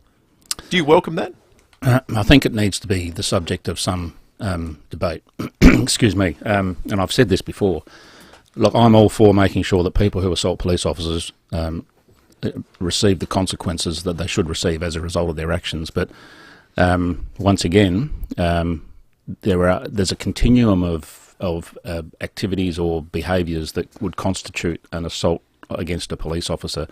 And I ask the question is, does everybody who does something that can be construed as an assault, for example, if you were to push a police officer, that is effectively an assault, and because it's a prescribed emergency services worker, it means you would be subject to a mandatory sentence of 6 months imprisonment with no ability to suspend. And I just ask the question as to whether or not that's exactly what we want for every single person who might do something that is construed as an assault. There are plenty of examples, and I think I've shared my outrage, where people who have committed violent, sustained, horrific assaults on police officers have not received an appropriate penalty, and I want to see people like that punished properly. They should suffer the consequences that exceed the consequences that a police officer has to sustain as a result. Not putting words in your mouth, but there's one very prominent case that's the subject of a very welcome appeal by the DPP. Absolutely. So, yeah, that category. Based on that appeal, I wouldn't sort of be drawn into any comment about that specific case, but it's not inconceivable to imagine a young person, or even say you will, that let's say you're out in the city on a night out, you've had a few drinks, and that's not even a hypothetical. It's more likely you, David. What have I done? You get in a confrontation with a police officer, you push the police officer who falls over, you're arrested for assault. Any other day of the week, any other point in time, you're just an ordinary person, but you've behaved wrongly for a split second. Could you imagine yourself going to jail for 6 months with no other option available to the magistrate? I'm just not sure that that's the answer, but I do want to see people who violently assault police officers. I want to see them receiving the consequences they deserve. Police officers should not have to go to work without that sort of confidence that the judicial system is going to support them if they are assaulted by a member of the public. So there's a version of this that might work, but it probably needs to apply to not all assault against police, but maybe aggravated assault. Exactly right. And it's already aggravated because it's a police officer. It's aggravated assault. Yeah, I'm not sure what the outcome looks like, but I'm happy that this is the subject of a debate within the Parliament to find out what we can do better to protect police officers. This is a great starting point, but I don't think it's the answer.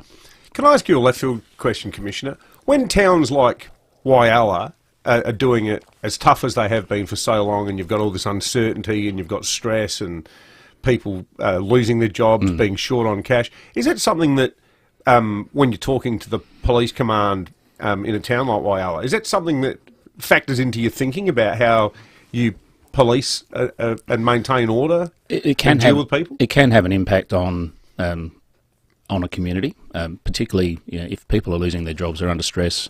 We can see an increase in the incidence of domestic violence. If people are finding it hard to put food on the table, you can see an increase in property crime.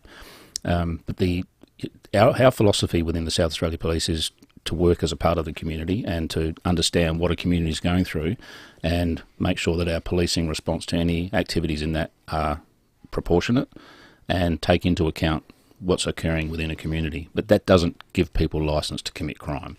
So we still have a job to do, but there's a level of sensitivity making sure that we are a part of the community, and we have to make sure that we're doing as much as we can to support those communities that are under stress. Can I ask you an even more left field question? This one's right out there, but I've been on my mind the last week or two. Think about the Sam Kerr case in the United Kingdom. How are South Australian police instructed to deal with how people conduct themselves in the charged environment of interview after a crime has been alleged, or when that's going on? I would imagine, and I'm not saying this to cover her conduct at all, which I think was reprehensible and should face consequences, even though it didn't breach the law. But the fact that charges were brought for something that was said in that environment, did that strike you in any way as something that wouldn't happen here in South Australia? Would it happen here? Do our police give a bit more leeway going, you know what, this is not exactly the kind of standard conversation you're going to have in public. This is a bit charged. How did you see that? That is a left field question. There's no doubt about that. I just wonder what. Yeah, look, I haven't really turned my mind to that. Like, people can commit offences when they're in the City Watch House or being charged once they've been arrested for an offence. It's not like it's a free for all once you're behind that sort of custody wall. But whether or not our police would take action for words of that type in that environment, I'm not so sure. I don't know. Did you ever cop anything like that in the job back in the day? Being called white? Yeah. No. Anything? Being like every police officer, you've been the subject of a barrage of abuse. It's if you can't handle that to a certain extent, then you're probably not in the right job. And I don't think police officers take it personally when they are the subject of that sort of abuse, but they do act if it is done in an environment that it would offend other people, if that makes sense. Sure. Yeah. Just finally, Commissioner, we know that the Vic stole the Grand Prix office. They were here last week sniffing around Liv. There was a vacancy there. You didn't get any calls from the Allen government about going over to be the Victorian Police Commissioner. Well, my wife is an ex-Victorian, so she would be very happy for me to throw my hat in the ring, but I'm well and truly embedded in South Australia, and as tough as we're doing it here, I reckon the Vics are doing it tougher. So indeed, the light at the end of the tunnel here is actually light. Over there, I think it might be a freight train coming. So. Yeah, totally. Great to have you in, Commissioner. We'll catch up soon. Thank you. All right, let's check traffic, and when we return, we're going to have a sound off and give away some gluttony tickets. Keys of Physio, their rehab and strength training is excellent. Build strength with precision at Keys of Nord. Yeah, we'll cover crashes to watch out for on your way into work this morning in Glenside, Windsor Road near Port Rush Road, in Keswick South Road near Richmond Road, and in Ottaway, Grand Junction Road near Bryans Road. We've also got a burst water main in Gillis Plains to watch out for, North East Road near Lowan Street. And watch out for cameras today, Murray Road in Williston and Fullerton Road in the Parklands. Meet the Belmore sofa. Built to last, this modular masterpiece is only at Fantastic Furniture. With 50 plus fabrics, configure it your way. Shop the Belmore at Fantastic Furniture today. Adelaide's most accurate traffic on 5AA. An overly ambitious effort at six-a-side soccer left you feeling knackered? You need a sports drink that stacks up, even when you can't stand up. Let's go get a Maximus! Maximus is for rapid hydration during or after at least an hour of exercise. The most frustrating thing about having your car repaired after a collision can be the wait. Sometimes months. At FIVEAA Panel Services, the wait is one thing you won't have to worry about. We've expanded our workshop and our highly skilled team. It means we're better equipped to deliver an outstanding outcome for you and your car. RAA and MTA approved, FIVEAA Panel Services work with most insurance companies. So ask for FIVEAA Panel Services. To Las Vegas in the 50s and 60s and the music and songs of Louis Prima. Viva Las Vegas. Now, how's this? Don't take our word for it. On opening night, Zuma, I'm going to get along to see this next week. One of my mates is involved in it, and it's a fantastic production by all reports. They got a 5-star review, not once but twice. Well, here are some of those reports. Quote, they take no prisoners. Non-stop, upbeat entertainment all the way. Quote 2, a reminder of the exceptional talent we have in Adelaide. Quote 3, An absolute knockout. That's right. Zuma Zuma back next week for its second run. 7 shows starting at 7 p.m. next Monday, Feb 24, through to Sunday, March 2. Zuma Zuma to Fringe Ticks now for this must-see Fringe experience.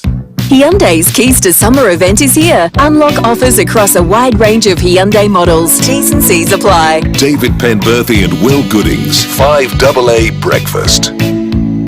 We keep wanting to bring more people in. Why? Just getting a little bit frustrated ringing some of our larger organisations. They're on a good wicket and I'm getting no justice for my dollars. Sound off, sound off. Time to sound off for the Care Alert Smart Dialer. Patricia in Fulham Gardens has called in. Morning to Patricia. Good morning, David and Will. The airwaves are all yours. Thank you. I'm just so frustrated about not being able to drive down a street. I know it's a subject that's been on before, but every time a house becomes for sale in our street, a developer buys it and it's being knocked down. 2 are on the block, tiny little garages, and cars are parked all over the street. And then it's a further problem when the next one happens and there's more builders' trucks both sides of the street. It's become a one-way street. It's just too hard to get down. We have to go around corners and go way out of our way to get out onto the main road. You speak for many suburbs, Patricia. Thinking back to Mitchell Park as a kid, I reckon we had 20 houses in our street. There'd be 40 there now. All the corner blocks, quarter-acre blocks, they got 6 townhouses on. That's why the state government has a policy now, don't they, about the size of garages that can be built on new developments. Patricia, you have a Care Alert Smart Dialer coming your way for your sound off this morning. Let's head out on the road and check in with Jade Robran for the last time this morning. Jade, good morning to you. Good morning, guys. We've got some new statistics this morning. They've shown that violent behaviour towards our healthcare workers in the state's regional areas has almost doubled. So an advertising campaign calling for better and more respectful behaviour to our healthcare workers, that'll start up again next month. Now, unfortunately, the data shows that violent incidences, so these are code black incidents, they've increased by 385 in 2023 to 668 in 24, so almost doubling. The nurses' union are saying that worse behaviour, it could be linked to staff shortages and long waiting times, but regardless, not okay to be treating our healthcare workers like this at all. So across the state, this includes all SA health sites in South Australia, there were nearly 15,000 incidences in 24. That number is up 6.7% on the year before. The worst areas is the York and Northern spots. They've gone from 109 to 211. The Limestone Coast has jumped from 40 incidents to 159, and also Eyre Peninsula and the far north from 34 to 73. So, as we said, the nurses' union have said that this is totally unacceptable, but a possible reason could be for the jump in violence, and it could be down to people's frustration at longer waiting times. But, as I said, that is no excuse to treat our healthcare workers with harm or threaten these incredible people. 100%. Well said, Jay. Okay, now the Adelaide Fringe is back for 2025, and we've got your chance to check out some of Gluttony's hottest shows. Give us a call now if you watched 9 News last night and have the daily feature show for your chance to win tickets for you and 3 friends, plus a $100 food and beverage voucher at Gluttony.